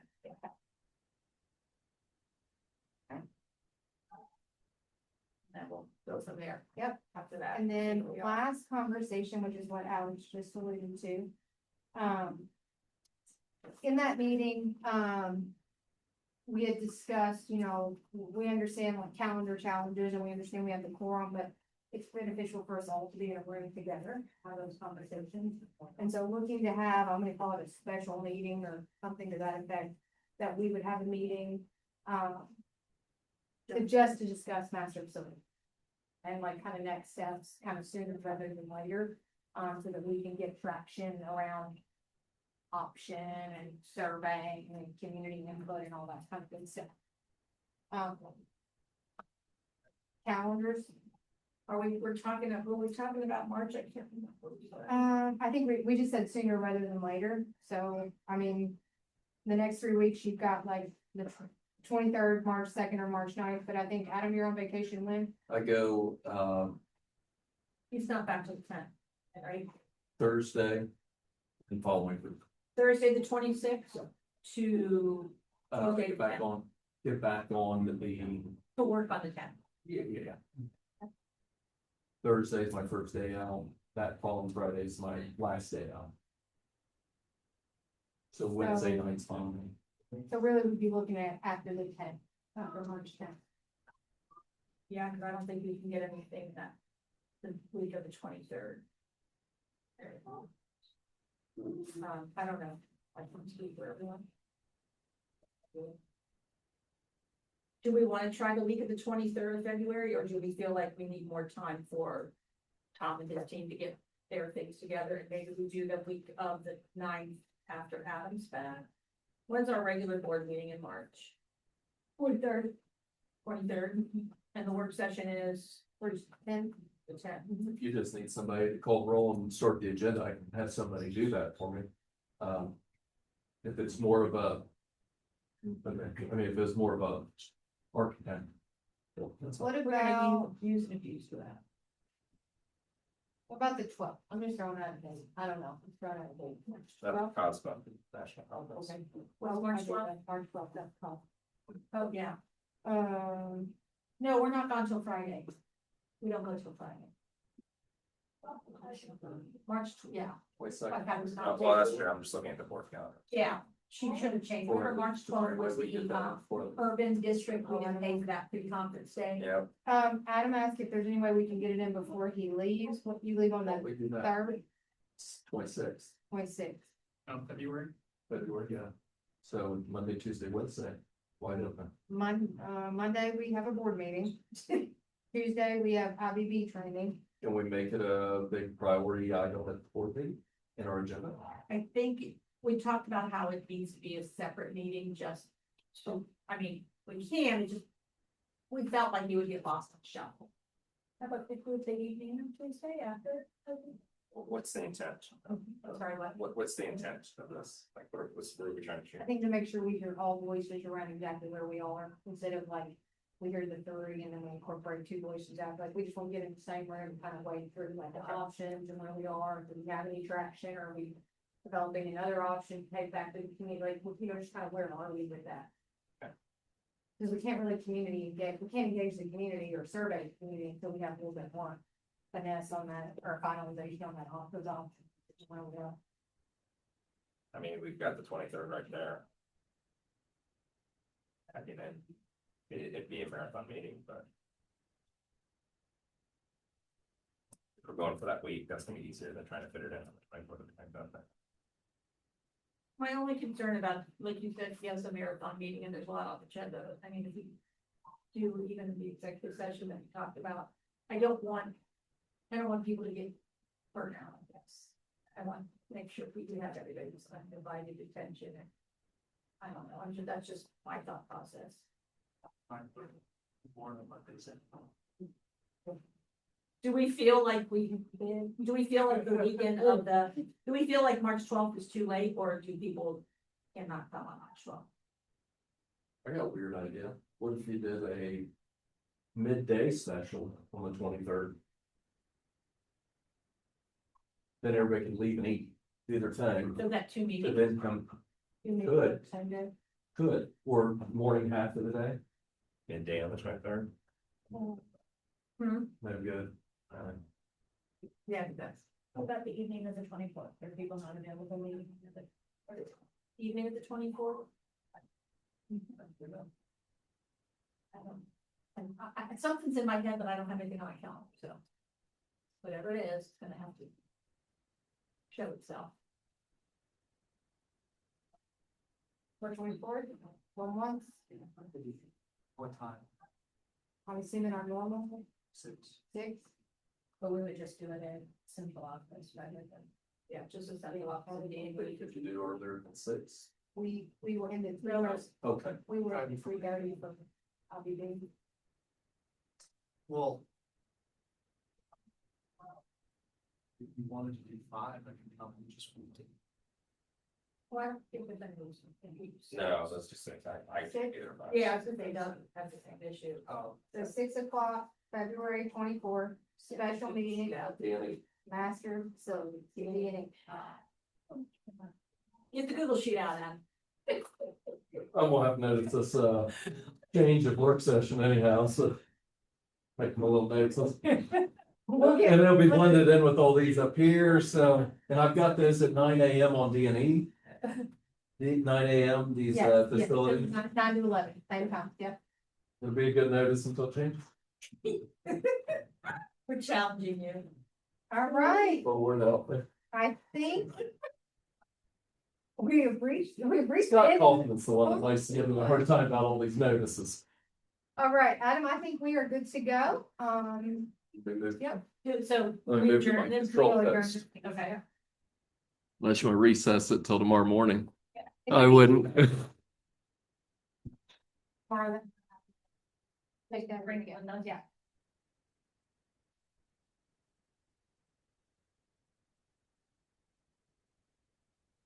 Wait, I need a, I'm gonna, I'm waiting, wait. Do I have a motion to adjourn? So moved. Is there a second? Second. Any discussion? Adam, please call the roll. Mr. Wynn, Yes. Mr. Argo, Yes. Mr. Horton, Yes. Ms. Schaefer, Yes. Ms. Casper. Yeah. Yeah.